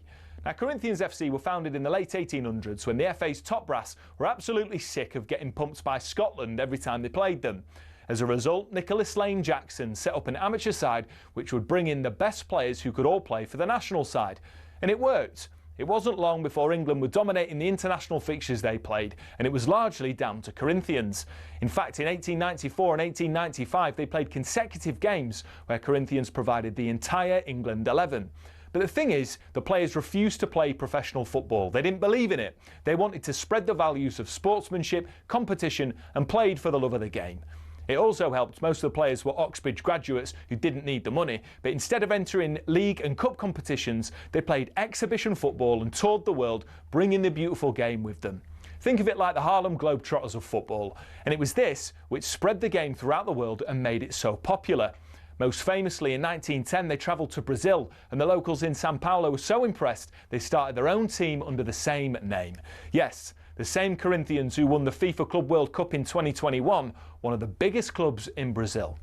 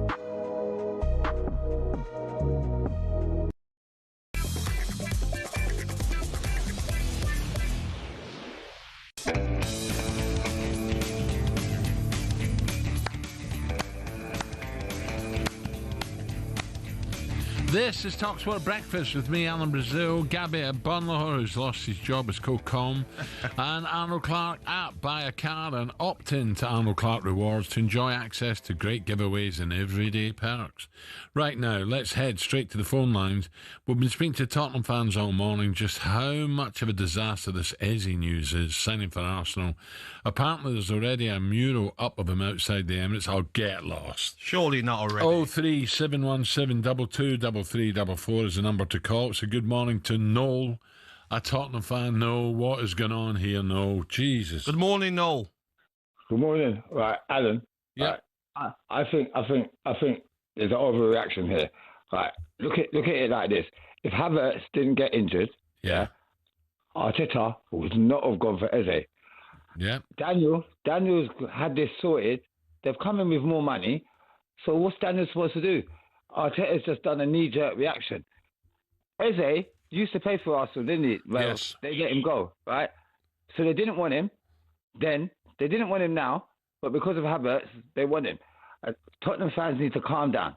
It's life. There's nothing we could do about it.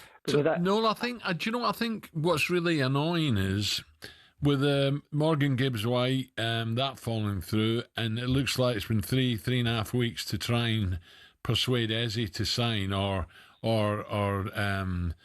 Daniel and Parish at Palace trying to come to an agreeable deal, which just takes for a while, and then suddenly, no, you're right, Havertz gets injured, and Arsenal suddenly say, right, look, we need someone, let's get him, bang, and it's done. It looks like it's done in 48 hours. I think that's what's annoying Spurs fans.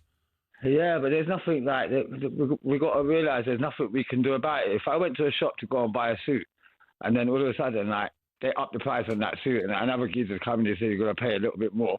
Like, I ain't got the money to buy that. I didn't plan for that. We can't do anything about it. I don't think it's But it's because the open top bus, it has done Arsenal, and yeah, we didn't win the Super Cup, and it's like, yeah, there's a pecking order though, isn't there, Noel? Yeah, man, it hurts though, but I got to try and make it not hurt because it doesn't. So no, you're saying it's an overreaction from Spurs fans. Calm down. Yeah, definitely. It's just he didn't want to come.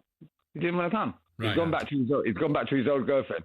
That's it. Oh, interesting, Noel. Interesting. Thank you, Noel, the Tottenham fan. He's not that worried. Now, if you're listening, here we go. 23 minutes. He's got to be up. 23 minutes to 9, Mr. McCoy's. This one's for you. I'm looking forward to it. I think it'll be great tonight. Probably heart roll in the head, 2-1 Rangers. Rangers 0, Club Brugge 1. Shambles, absolute shambles at the back from Rangers, and Romeo Vermont accepted the proposal and lobbed the goalkeeper Jack Butland from all of 30 plus yards. Horrible goal to lose.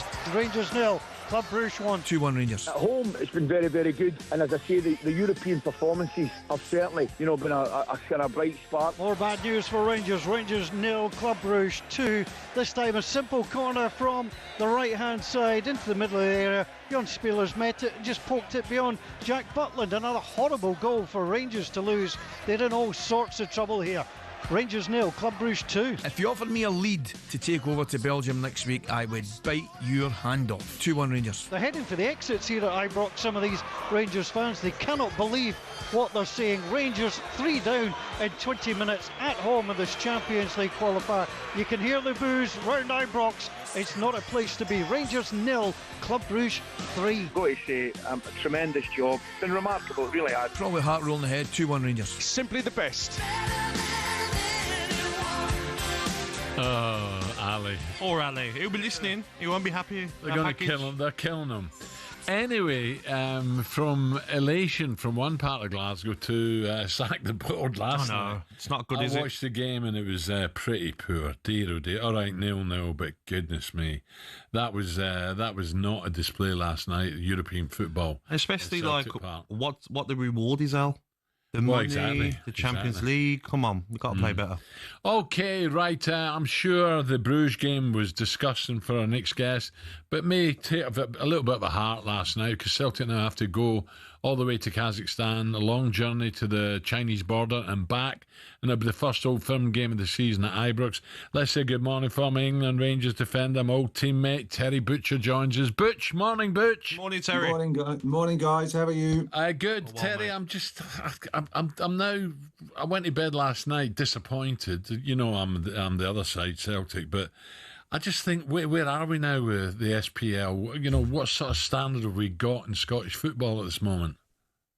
Well, the standard's not great, nowhere near the Premier League, but, it is very, very competitive. You've got teams like Kilmarnock and Hibs, after a bad start last year, did really well. A lot of the teams now fancy that they can beat Rangers in particular, but a lot of the teams fancy having a go at Celtic as well. So. Yeah. I never knew you were a Celtic fan, Alan. I've just had it for 40 years. But we used to argue when we were 19, so don't worry about that. My memory's better than yours. But Terry, just go back to the Rangers game. That first goal, Ali and I were blaming the centre-half. How did you see it? That through ball, the centre-half stops, the keeper doesn't come, and the fella goes in and sticks it away 1-0. It was a terrible start.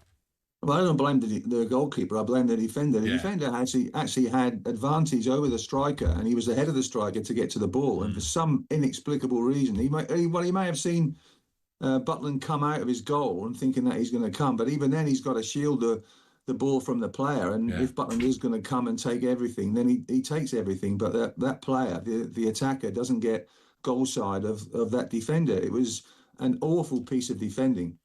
Not the start that Rangers wanted, but and you can't, and Terry, you can't coach that. Russell Martin's getting pelters at the moment. It's not his fault, that first goal. No, not at all. And I'm saying, with the Tottenham fan that was on before about, the Arsenal fan who was saying about they've got to get silverware this year. No one's entitled to get silverware. You've got to earn it, and it could happen. You could be in the semi-final of a cup, and someone gets sent off, or the VAR goes against you, and you're out of that. So, it's not written in stone that, success is winning trophies. Success is building a legacy and building a platform to go on and challenge for every trophy every year. So, managers have done that. Arteta's done that, and I think he's got the missing key now with Eze, and the signings that they've made as well.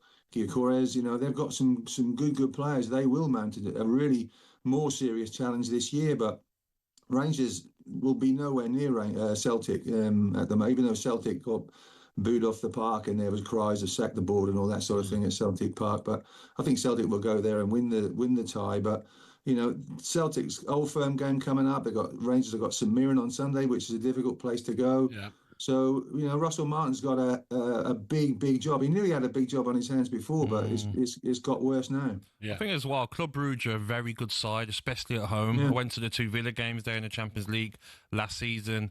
Atmosphere is electric. They're organised, so it's going to be a tough game. But was you surprised at Russell Martin's comments a couple of weeks ago about egos and the 2 players that he left out? Was that a surprise for you? Yeah, it was a surprise. It was quite hard-hitting in the public as well. I would hope that he would have told the players that before the public knew. But then again, on Tuesday night after the defeat, he said he was proud of his players as well. So he's gone from one extreme to the other. So it's so difficult when you go into a club that's had major problems.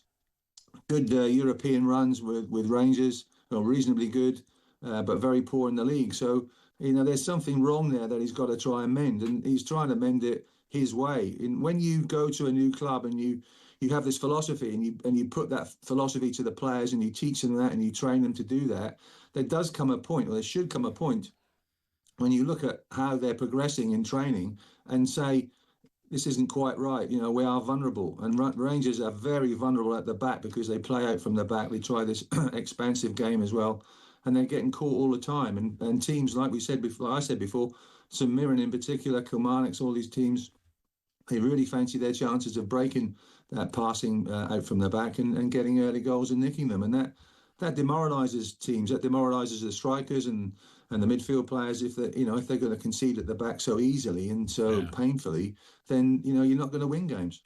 Butch, what about our own Ipswich Town? You go a lot more than I do, of course. When I heard we're favourites to come straight back up, I was like, whoa. We've lost the lap. I don't know if the boy Hutchinson's gone yet, but I think it's going to be a tough season for Town. I really do. I don't know what you feel, Terry. I think it's very, very open, the league.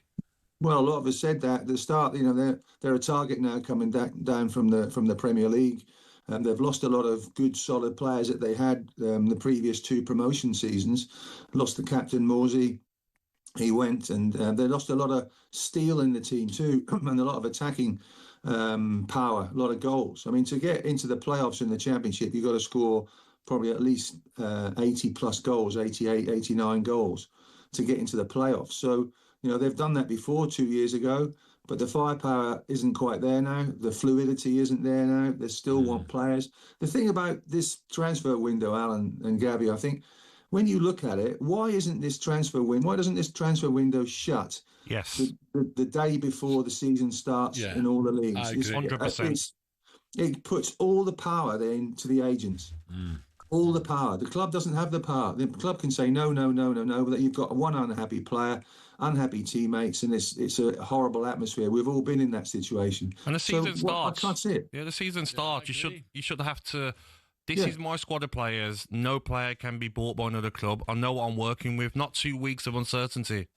Yeah, but everybody's away in the summer. You can understand that. So, but get things done so the player can come to a new player can come to a club and he can start pre-season refreshed.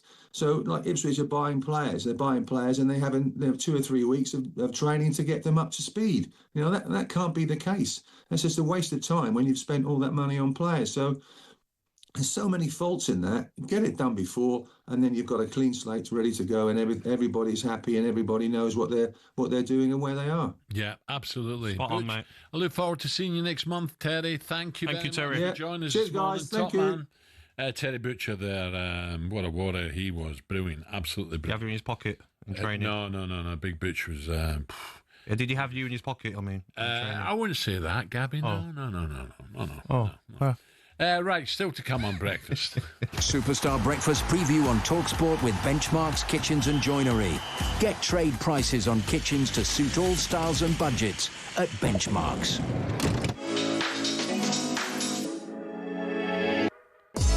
Okay, Eze has chosen Arsenal over the North London rivals Tottenham.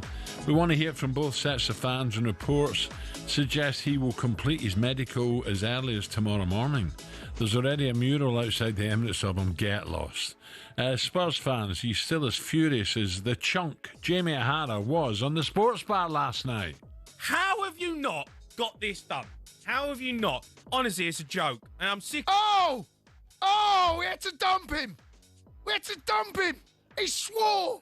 He dropped an F-bomb. He's your man, he can do it. He'd drop you. I love Condi, by the way. I love him, mate. It's who you are, mate. It's who you are. Yeah, he's loving it. Oh, brilliant. Dear Jamie, calm down, will you? Yes. Calm down. 03717 223344 is the number to get involved. Also get the thoughts of former Tottenham boss and a great guy, great player Glenn Hoddle. That was our breakfast preview with Benchmark. Superstar Breakfast preview on talkSPORT with Travis Perkins. With 250 hire branches nationwide, it's easy to hire at Travis Perkins.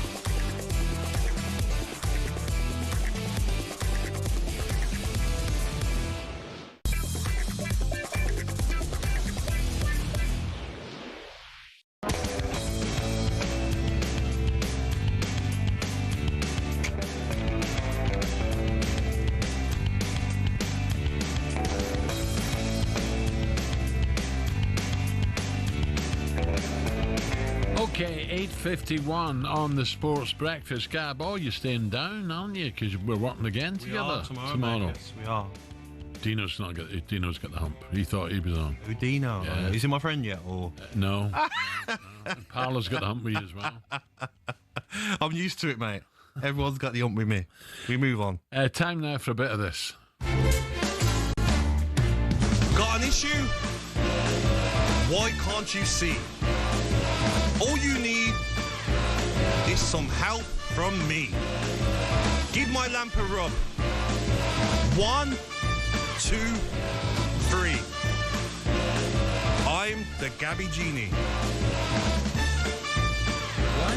Why'd you agree to do things like that? Oh, You've no, just been mate. shaking your head there. Why'd you agree? Just say I'm not doing it. The worst was the Forrest Gump one. That haunts me, mate. And the Only Fools and Horses song. That's terrible, mate. Wow. Well, this is a brand new feature, Genie Gab. We all know that every good genie has a lamp with a chance to grant 3 wishes. And Genie Gab is no different. So we'll give your lamp a rub 3 times this morning, Gab. Interesting. And you have the power to fix the needs of 3 different Premier League clubs and grant their wishes. So go on then, Gab. Let me have my first rub. Wolves 0, Manchester City 4. We're into the final 10 minutes. What was that? Sounded like a bike's bell gone wrong. Oh, out the way! Your toy head. God almighty. Let's start with the Wolves, Gab. They'll be wishing for a better transfer window, won't they? Or else, could they be in big trouble, the Wolves? Yeah, I think Wolves sold players and received just under £100 million, yet to spend 70 million of that. And I just think you look at the players that they've lost now. Cunha went to Manchester United, £60-odd million. He scored 15 Premier League goals last season.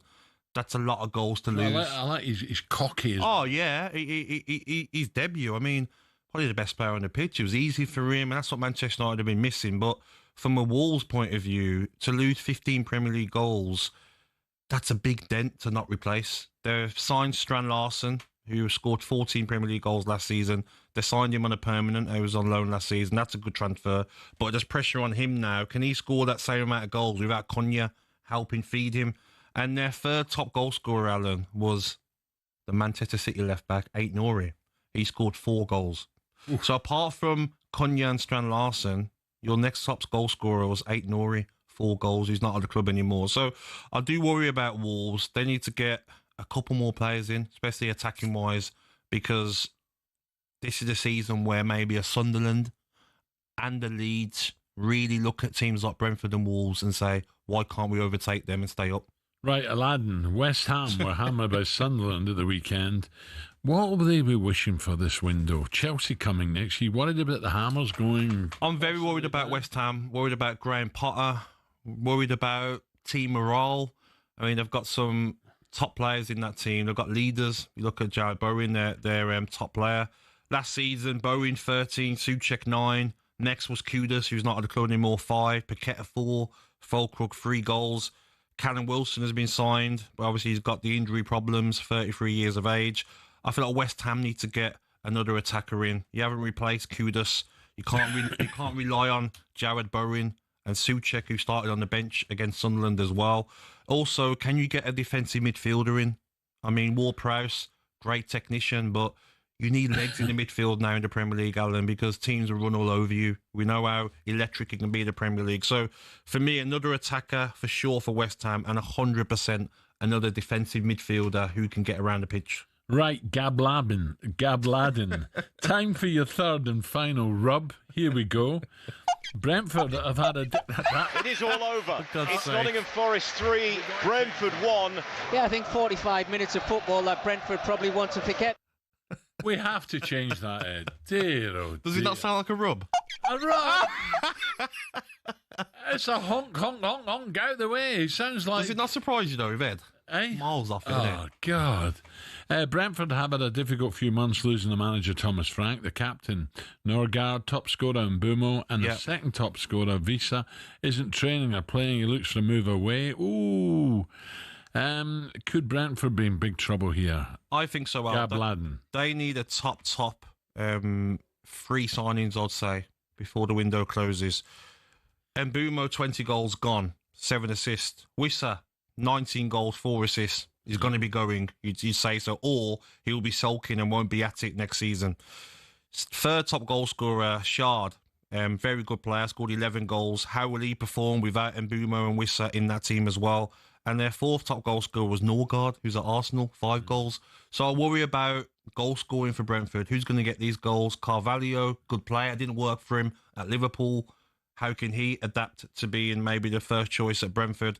And also, can they get another centre midfielder into that mix as well? Because if they don't, Al, a team like Brentford, a team like West Ham, a team like Wolves are going to be in big trouble. Because watching Sunderland, what they've spent, and Leeds, especially Sunderland, they are not here to just enjoy the Premier League and go back down and enjoy the parachute payment. Sunderland are here to stay up. And who's going to take their place at the 3 promoted teams? So I'm looking at Brentford, West Ham and Wolves. Get your finger out, the board's there, and get some players in for your teams. Otherwise, there's a big threat of relegation. Coming up, Glenn Hoddle's with us, but first, Gab's sitting on a bench waiting for a bus. This one's for you. My mama always said life was like a box of chocolates. You never know what you're gonna get. I had run for 3 years, 2 months, 14 days, and 16 hours. Lieutenant Dan got me invested in some kind of fruit company.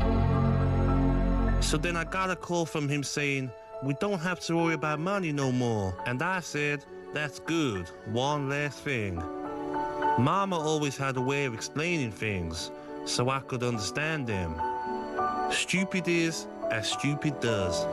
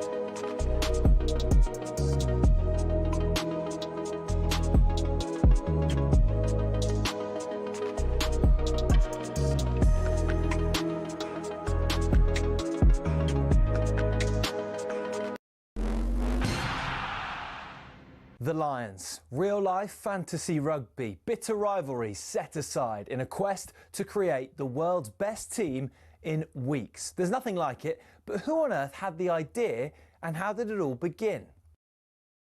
Incredibly, the first Lions tour was organised and funded by 3 men who played in England's first ever Test cricket match. Opening bowler Alfred Shaw, opening batsman Arthur Shrewsbury and captain James Lillywhite. The 1888 Lions squad then, made up of 17 English, 4 Scots and 1 Welshman and a Northern Irishman, took a 46-day boat trip to New Zealand before heading to Australia. The Lions weren't alone on the boat. Also on board were 300 stoats and weasels, who were brought over to eliminate New Zealand's rabbit problem.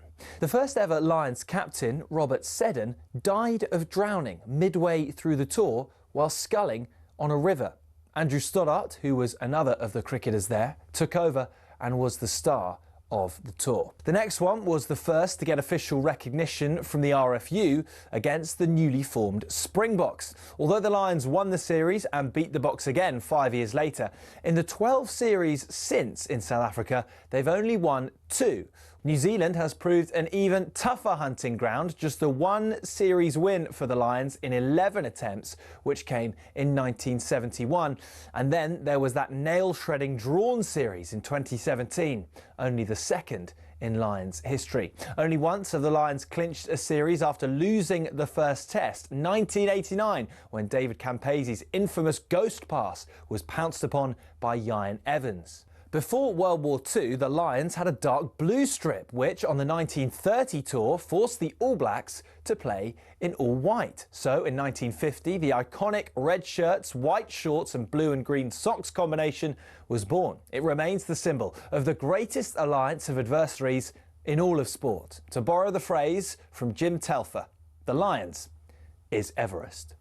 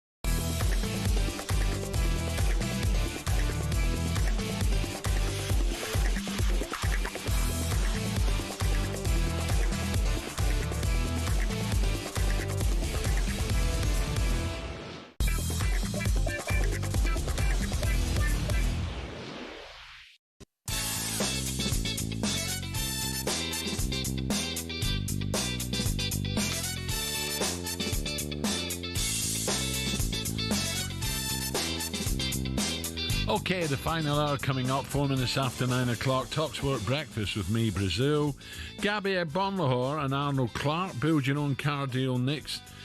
Online, all with a few clickety-clicks. They make buying your next car easy.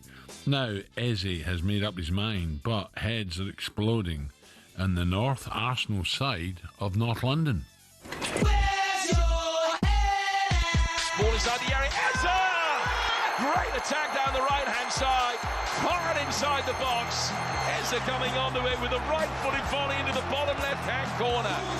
Oh, Manchester City.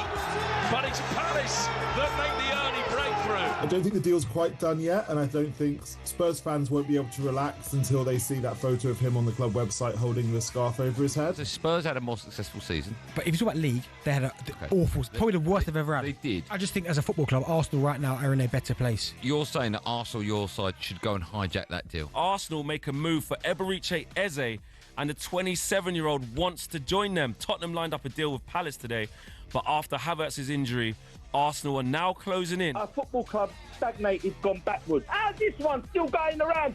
Because you're just Spurs, Matt. Honestly, it's a joke, and I'm sick. Oh, we had to dump him. He swore. He dropped an F-bomb. Oh dear, I don't know what I'm laughing at. Tottenham look for all the world like they're set to sign Eze from Crystal Palace, but following an injury to Havertz, bitter rivals Arsenal have swooped in to agree somewhere in the region of £67.5 million fee with the Eagles. So North London, yeah, but not Spurs. Eze looks as if he's heading to Arsenal. Tottenham will without him, of course, live and exclusive in talkSPORT this Saturday lunchtime. Cracking game as well. They go to City. John is now for more, a true Tottenham legend. Yes. A very good morning to Glenn Hoddle. Morning, Hod. Good morning, Glenn. Good morning, guys. It's not a great feed, actually. I can hear every other word, guys. But okay. We'll try. Kick on. Hod, the big talking point is obviously Daniel's getting pelters here, Daniel Levy, about how long it's taken to try and persuade Eze and Palace that he can come to Spurs. And it looks now, because of an injury to Havertz, Arsenal have gone straight into Parish at Palace and they've done the deal. He's going to sign for Arsenal. That is heartbreaking for Tottenham fans, surely. Well, it is, because it's exactly what we need. I think with Maddison getting injured, that creativity that Eze certainly brings, is a natural footballer. And I mean, at the back end of the season, I heard rumours that he was lining up at Arsenal, were lining up for him anyway. So I sort of thought to myself, yeah, I can see Arsenal taking him and him ending up in a red and white shirt. But then when I heard we were in for him and there was all sorts of things happening, and I thought, actually, we've got a hell of a chance. Nowadays, Alan, that's the problem. You know, back in the day, that's why you try and keep things so secret. So no one got any idea of possibly certain players might be available, or they might have clauses in their contract. Nowadays, that's impossible. And this is a prime example of, you know, everything's out in the public. You've got social media. It's impossible to keep anything quiet. So at the end of the day, years ago, Eze would have been a Spurs player by now. But I think in this day and age, it just, you know, with Havertz getting injured, I don't know if it's a long injury, long-term injury. I'm not sure. But at the end of the day, that might have just persuaded them, you know, to go for Eze. But it's a blow for Tottenham for sure, because I think he would actually suit us down to the ground. He really would, playing in that sort of 10 role. And with Maddison, as I say, being out, it's a big blow. The other point to this, Glenn, I think, is Richarlison. Look, we know the guy's got tremendous ability. I don't know about his character. I don't know the man, so it'd be out of order for me to say one way or another. But it looked as if, hello, he's back. And then suddenly he gets a mention as a possible part of the deal to bring Eze to Spurs. So how is he feeling at the moment, Glenn? Well, I mean, we're not quite privy to it all, but I mean, he has started the season better than I've seen him play, and I think that's because Spurs. One thing under Thomas Frank, straight away you can see the games that they've had, that they're putting crosses into the box with Richarlison playing, and they're playing forward quicker, and particularly against Burnley and against Paris Saint-Germain, he's held the ball up really well. That's not his best asset at times. It should be, but when it doesn't, you know, when it comes off him, it's a nightmare, because if you play that ball in there nowadays and you're one up front down the middle, you've got to be strong enough to hold it up and let your midfield break. And that's worked well in the last two games. And Spurs have been prepared to play forward. They're not playing any goal kicks out from the back, which we saw under Ange. So the ball is going a little bit more direct, quicker, which a lot of teams are actually doing now. I think because everyone's trying to press high and put bodies up there, and there's gaps somewhere else on a football pitch. You can't cover every angle. So I think Richarlison has done the last two games, as you say, Al. He's probably thinking, you know, I've scored a wonder goal, a couple of great goals, but one particular, I can't wait for my next game. Whereas all last season, when you've been out injured and whatever, I don't know whether he really had that feeling that he was loved at Tottenham and that he was going to go and perform. But he sort of lit the fuse a little bit with the way he's played in the last couple of big games for them. I think as well, Glenn, you look at Spurs winning Europa League, rewarded with Champions League football. You don't want to go into the Champions League when the transfer window closes and not have the squad to compete. So you need to go and replace Maddison. Missed out on Gibbs White, now missed out on Eze. Can they go and offer more for Wissa to what Newcastle are willing to pay, and go and take Wissa away from Newcastle? Worked under Thomas Frank for 2-3 seasons, scored 19 Premier League goals last season. Surely that would make sense. Well, that would be somebody that I think they might turn their mind to. Now they know that if Eze's going to Arsenal, and as you say, Gibbs White slipped through the fingers of Tottenham as well. They definitely do need that squad strengthened up. They certainly do. If they're going to go for the 4 trophies, there's no doubt about that. But it's the quality of the players. I think the confidence is there after winning Europa last year. There's a bit of belief about the place. The structure of the team is completely different. I've seen 2 games now, and you can tell that they've gone into a 5 against Paris Saint-Germain, but they still pressed high. The structure, the clarity in the team was there. They defended stoutly. They defended as a team. And they still have enough about them to go and break it and be dangerous. So, tactically, there's a lot of things there that are massively different.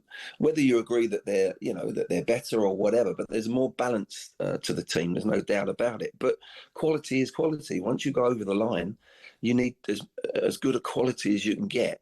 In the sense that whatever tactics, however, what style you want to play, but quality comes to the top. And I just feel at the moment they do need that little injection of a couple of players that have got that extra bit of quality. They're not easy to come by. No. Eze is a prime example. He is a wonderful, wonderful footballer, still playing the type of style of football from when he was 15, 16, 17 years of age. He hasn't changed. And he's hitting his peak as well. So it's a big blow for Tottenham because, 28, as I've always said, Alan, 28 to 31, 32, you're in your peak. Yeah.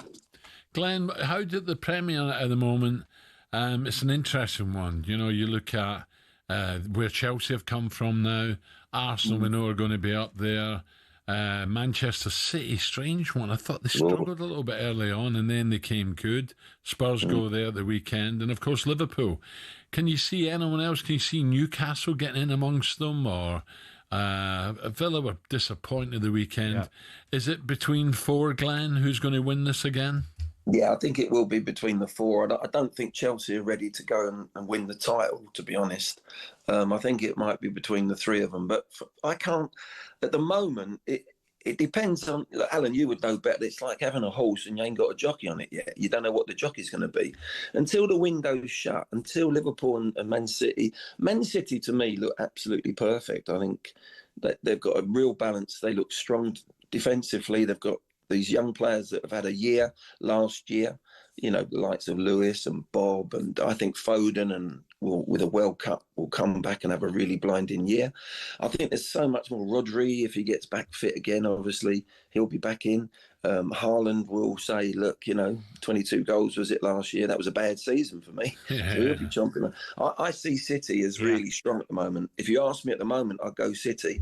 But I've put Liverpool down before. But I think if they have Gahey and if they get, obviously, Isak, you tell me what's going on with that one.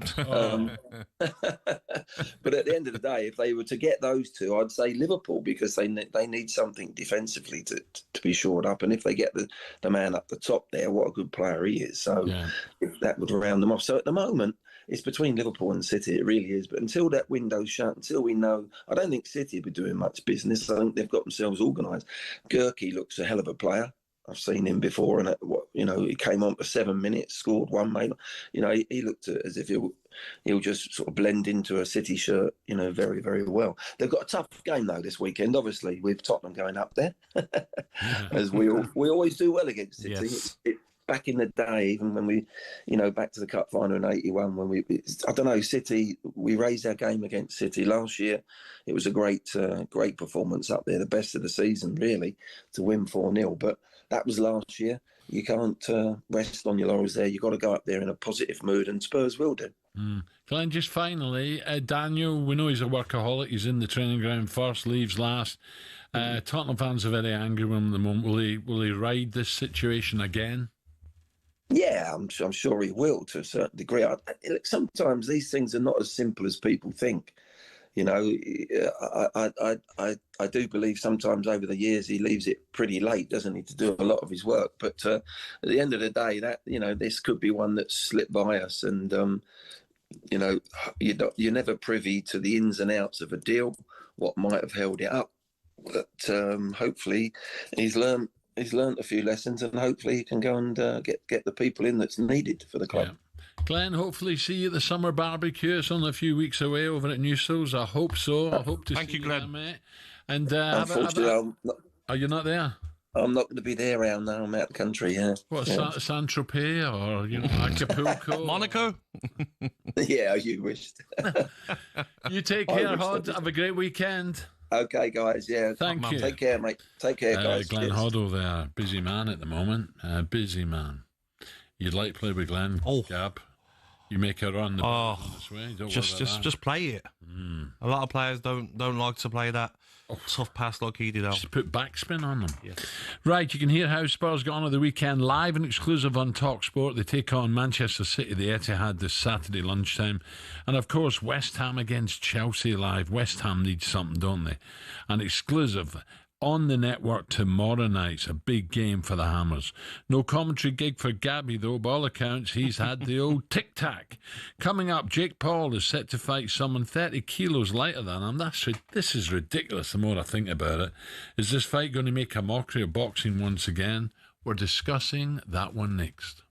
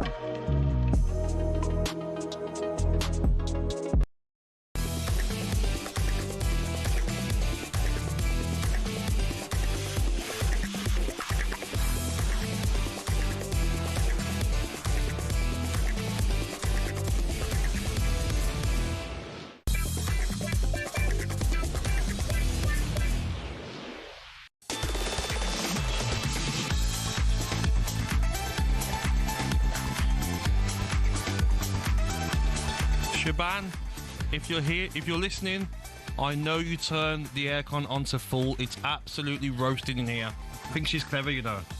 Fuming, mate. I'm quite comfortable in here, Gab. We've both got to be comfortable. Oh. No. Gab, I do most of the You work. do the hard part, yeah, reading. And you're coming away from studio work to go come. Oh, I forgot you've been sacked. Right, TalkSPORT Breakfast. Jake Paul will take on... I'm not happy with this story, by the way. Jake Paul will take on WBA lightweight champion Gervonta Davis. Sorry. Gervonta Davis. Yeah. Gervonta Davis, an exhibition fight in Atlanta. He's tiny compared to Jake Paul. This is going to be 14th of November in Georgia. Davis's title will not be on the line because of the huge gulf in weight between the two men.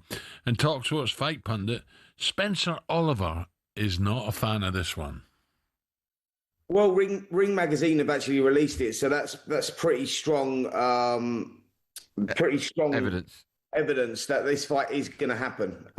So I think the negotiations with Anthony Joshua have broken down, and I think that was down to broadcasting rights, who would get that with Anthony Joshua being on DAZN. Obviously, Jake Paul is on Netflix, and that's probably where the problem was. So I think that fight is sort of like dead and buried in the water. And we get Gervonta Davis, man, like you guys said it. He's a 135-pound world champion, lightweight world champion. The guy's my height. He's 5'5", and Jake Paul is a cruiserweight. You know, he walks around at sort of like 15 stone. So, and it's an exhibition. So, look, if you buy into that, then yeah, fine. But it's not one for me. Yeah, it doesn't make sense, does it? Okay, let's get our boxing side of it, because Gab and I are football. We're joined now by this man. Here we go.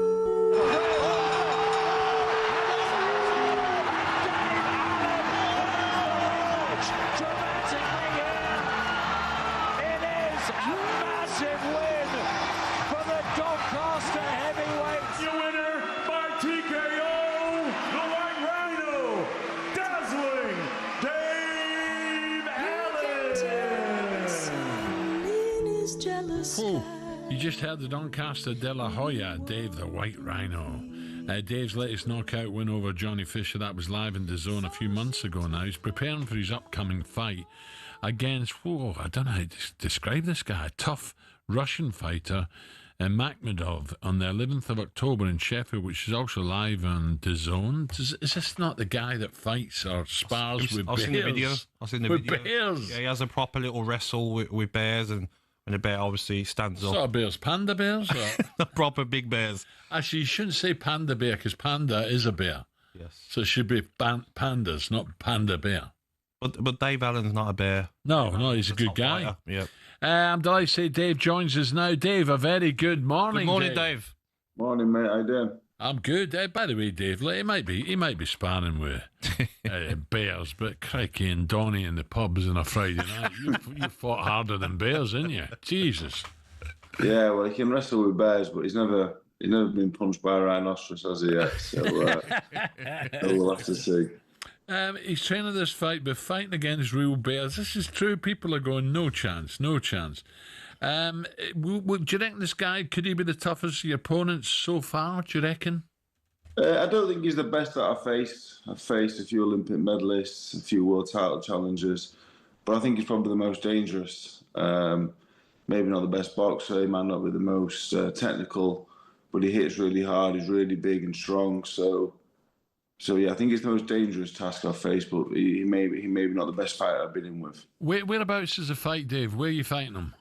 He's still at Sheffield Arena, right? Headlining in Sheffield, which is like my local arena. So yeah, it's a big night for me.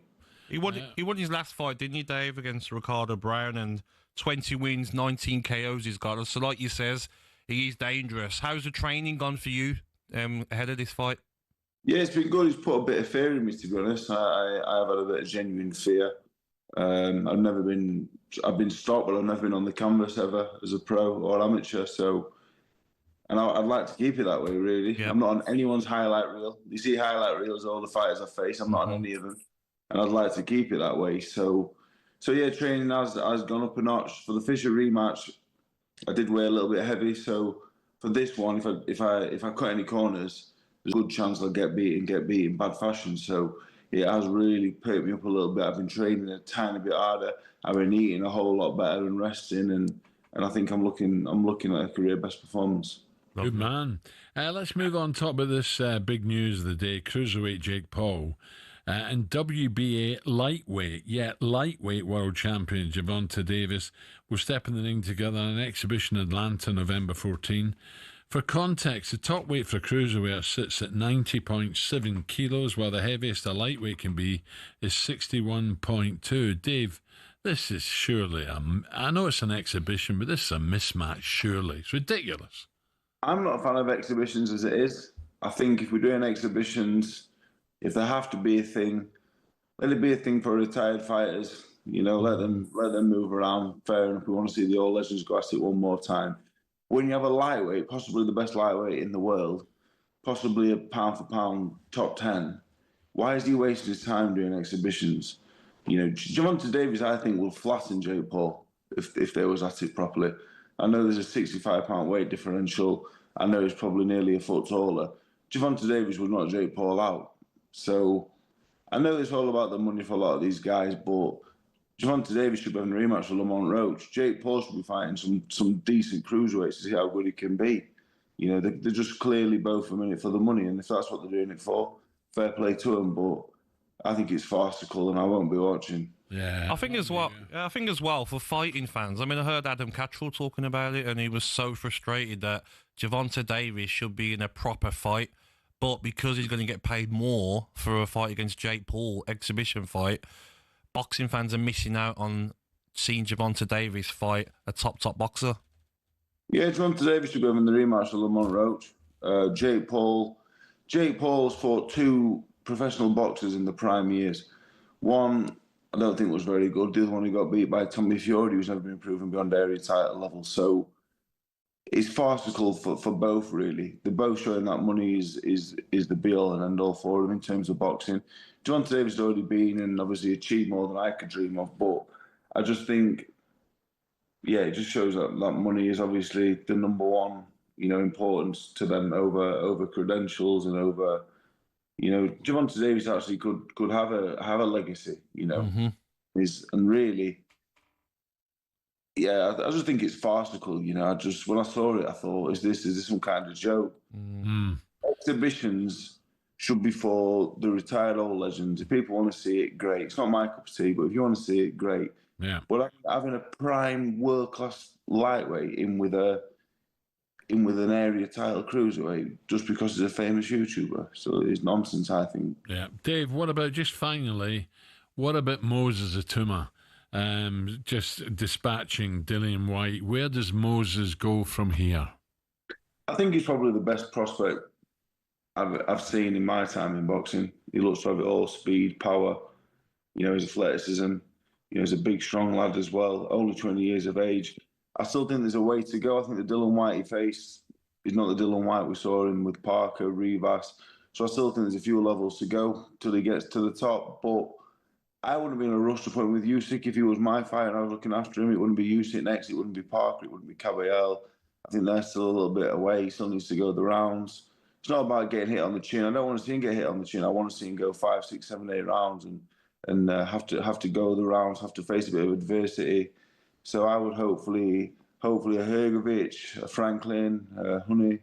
I think they're the fights he needs next. But I wouldn't be against him with the real big guys and seeing how good he actually could be. But if it was me personally, I'd rein him in a tiny bit. Yeah, brilliant. And I think that's great advice. Yes. I do. Dave, listen, next fight, good luck against this fella, this Russian, October the 11th. Well done, Dave. We'll speak soon, mate. Keep the training going. Lovely. Thank you. Mate. Cheers, Gabby. Okay, right, so there you go. It's a farce, isn't it? Coming up, Ali has bottled it. He's still sulking after Rangers losing to Bruges. And reports tell us this morning Gabby's been sacked by talkSPORT's live football team after his commentary at Villa Park at the weekend. It wasn't that bad, Gab. I heard a bit. There's no chances. What do you want to do? We'll bring you confirmation. Well, you got to explain why there's no chances, Gab. Because they can't kick the ball to each other. Well, no, there's more to it than that. Come on. Come on, Gab. No way. We'll bring you confirmation of that around 9:45 this morning.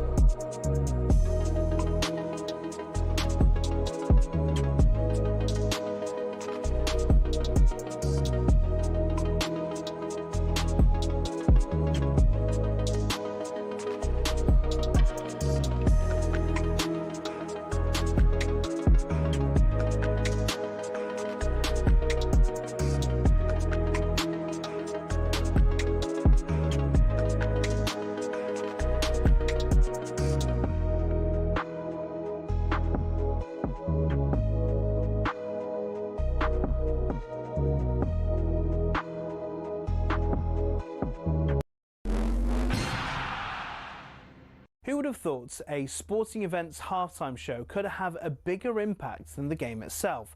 That seems to be the case with the Super Bowl halftime show. In 2024, Usher brought in an audience of 180 million worldwide, the biggest in the event's history. But how did singing and dancing get to be the centrepiece of America's biggest sporting event? The first Super Bowl was held in 1967. Initially, the halftime show was a display purely for the fans in the stadium, with marching bands, dancers and American patriotism for all to see. And that's what it was for the first few years. Disney had a go with a few questionable displays in the 1980s, but it wasn't until '93 that we got the first glimpse into the future of halftime shows. Michael Jackson's stellar performance gave NFL execs something to think about. A raft of massive names followed, including Diana Ross, U2, Janet Jackson, who gave us the most famous or infamous wardrobe malfunction of all time. So how many people are involved? To give you an idea of the scale, Rihanna's 2023 performance included 800 people, and experts reckon it cost $13 million. What's even more impressive than some of the names on the bill every year is the fact they do it for free. The artists know the exposure they'll get from doing the show will rocket them up the charts across the world. The Super Bowl halftime show will be a fixture in pop culture for years to come. So the question is, who next?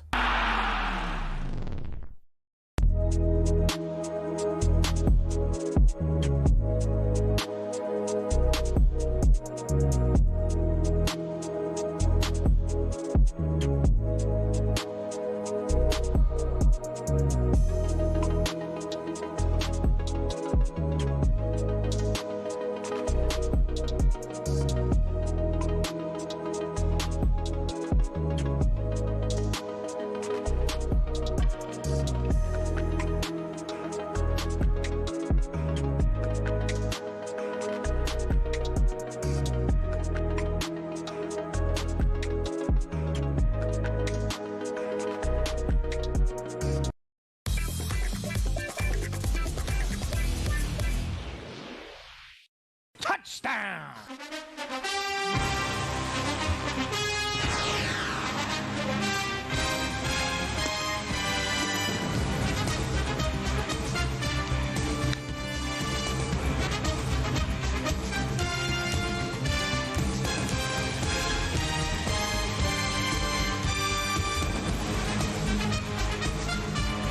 Gabby, Santorini star. Favourite 4-10 York yesterday. Tony Bloom, owner of Birmingham Sauce, bolted up again. Owner of Brighton, you mean? Brighton. Did I say Birmingham? Birmingham. Yeah, sorry, Brighton. Very clever guy. Yes. I'll tell you. Knows his stuff. When the money's down, bosh, in they go. talkSPORT Breakfast with me, Brazil, Gabby Agbonlahor, the sack Gabby. What a shame. But we've always got that, haven't you? And the Arnold Clark app. Buy a car and opt into Arnold Clark Rewards to enjoy access to great giveaways and everyday perks. Don't forget, the NFL returns to Wembley Stadium in October as McCoy's LA Rams take on the Jacksonville Jaguars. And we have a huge competition to win VIP tickets. That's right.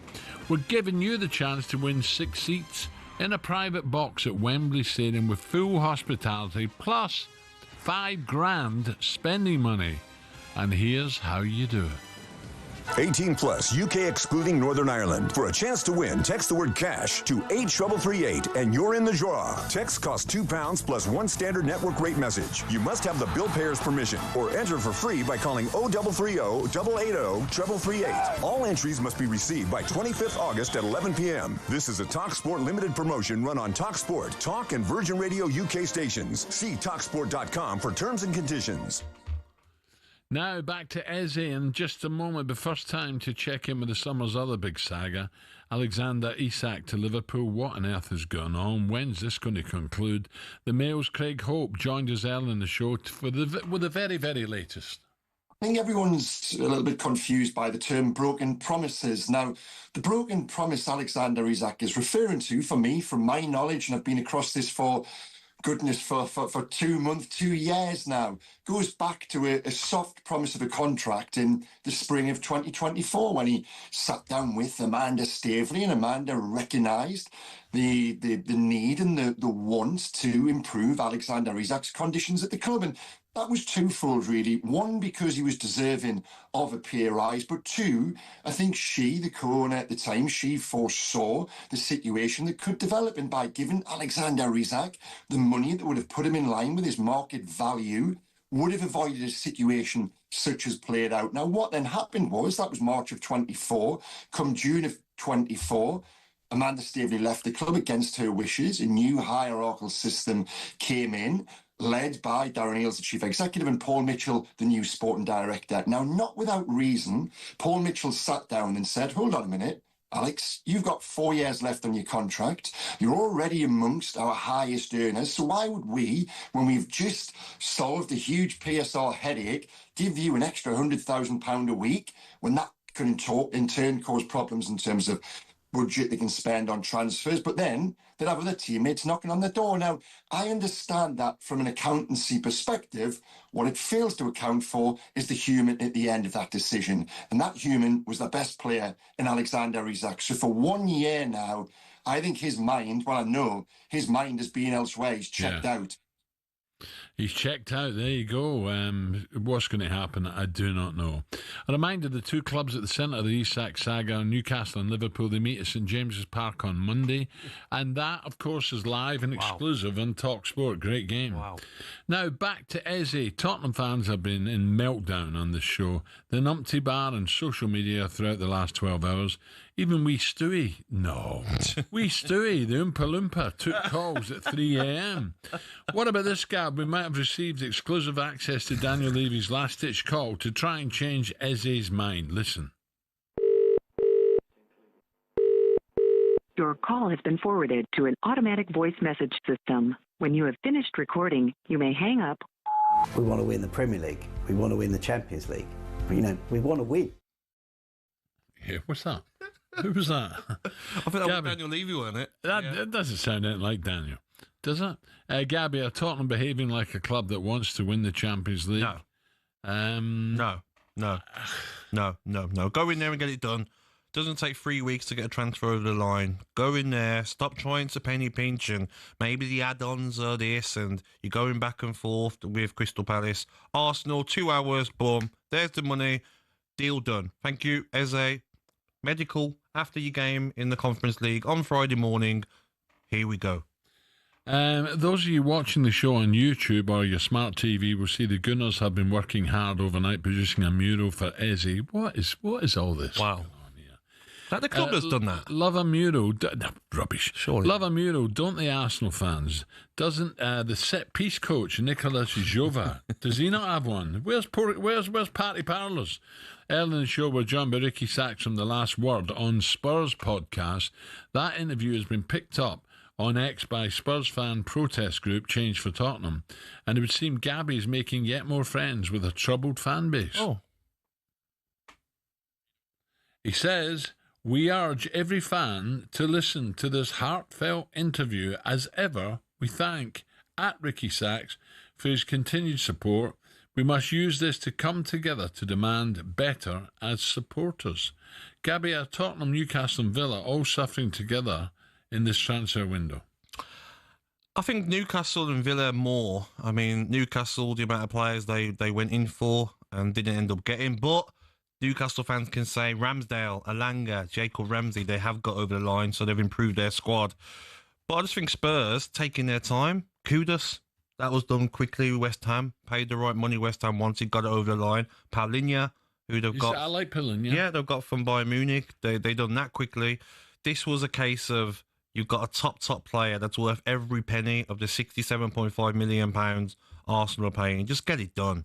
That's the going rate for someone of Eze standard. Yes, he's 27, but still a great age, and he gives you the goals and assists that he will guarantee you. So the top four, Al, it's a different world, isn't it? What Chelsea are spending, Liverpool, Arsenal, Manchester City, and Manchester United as well.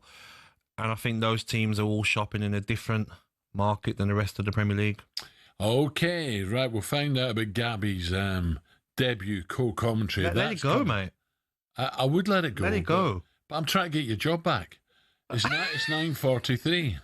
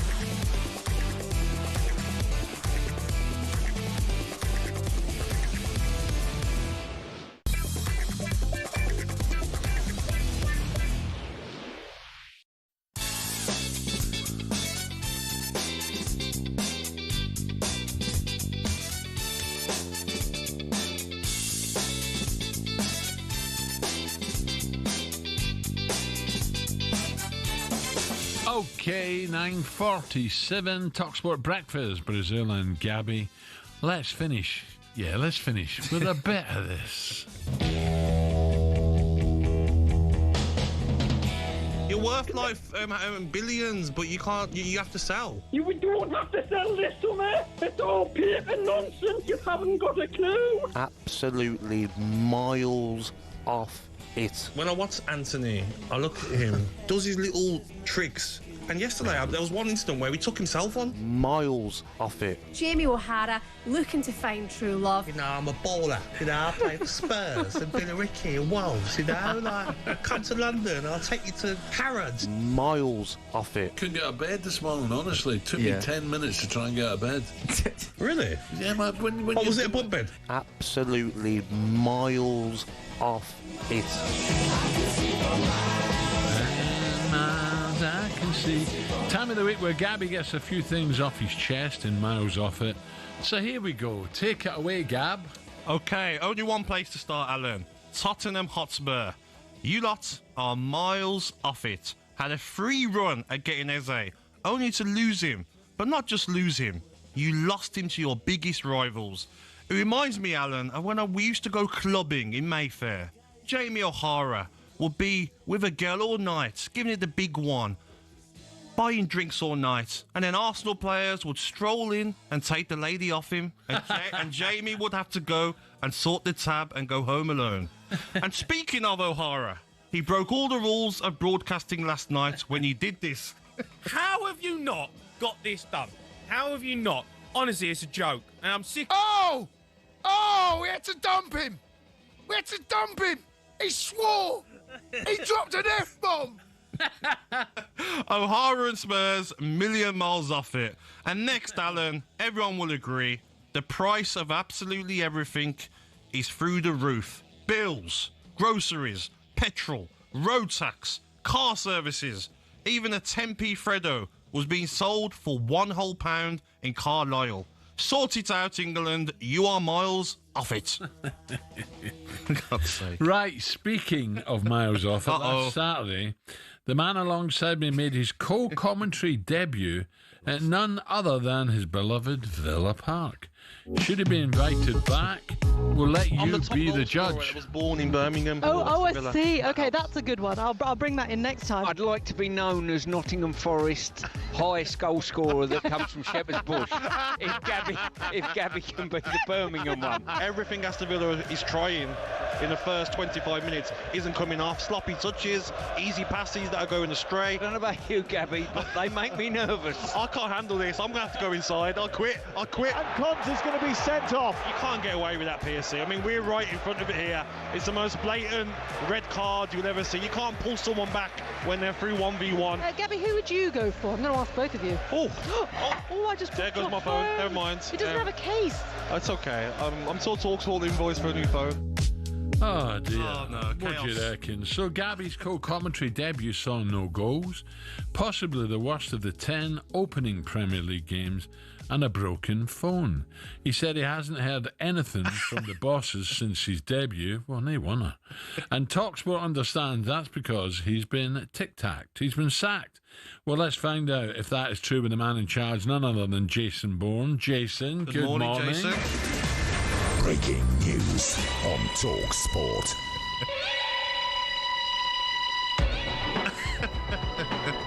Oh, I love a bit of Jason Bourne, by the way. The film, not brilliant. No, the film. Both. The series, magnificent, brilliant. Unlike your debut as co-commentator, Gabby, Jason, where did they go wrong? Firstly, Gab, how's the phone? You know you can't expense it back. Yeah, I did try. But wow. Hold on, there's a mending shop on 14, isn't there? Or is that phone too old to be sorted? What's that, iPhone 5? Yeah, iPhone 5, yeah. Times are tough. So, I'm going to turn it around on you a little bit. How do you think it went? This is how I start feedback sessions, so I always turn it round. I think it went okay. I think there was a lot of parts that I could improve in, as always, in anything in life. Got to learn more from Sam Matterface and Stuart Pearce, for they're excellent. And, it was my first time. Maybe I can listen to some of Alan's clips from 1980 when he used to do award-winning clips. and learn, and then maybe one day give it a go again. Okay, that sounds good. With what station? talkSPORT 3. I don't think we're going to be that serious about it, actually. I mean, I've got some notes down here. I've written them down. They're extensive here, so I'll read a few of them out. Your enthusiasm for Villa, second to none, provided that comic relief to Stuart Pearce's straight, neutral, and hugely incisive commentary. You were the Stan Laurel to Stuart's Oliver Hardy. Do you know those two? No. Alan, you do. What's that? Laurel and Hardy. Oh, okay.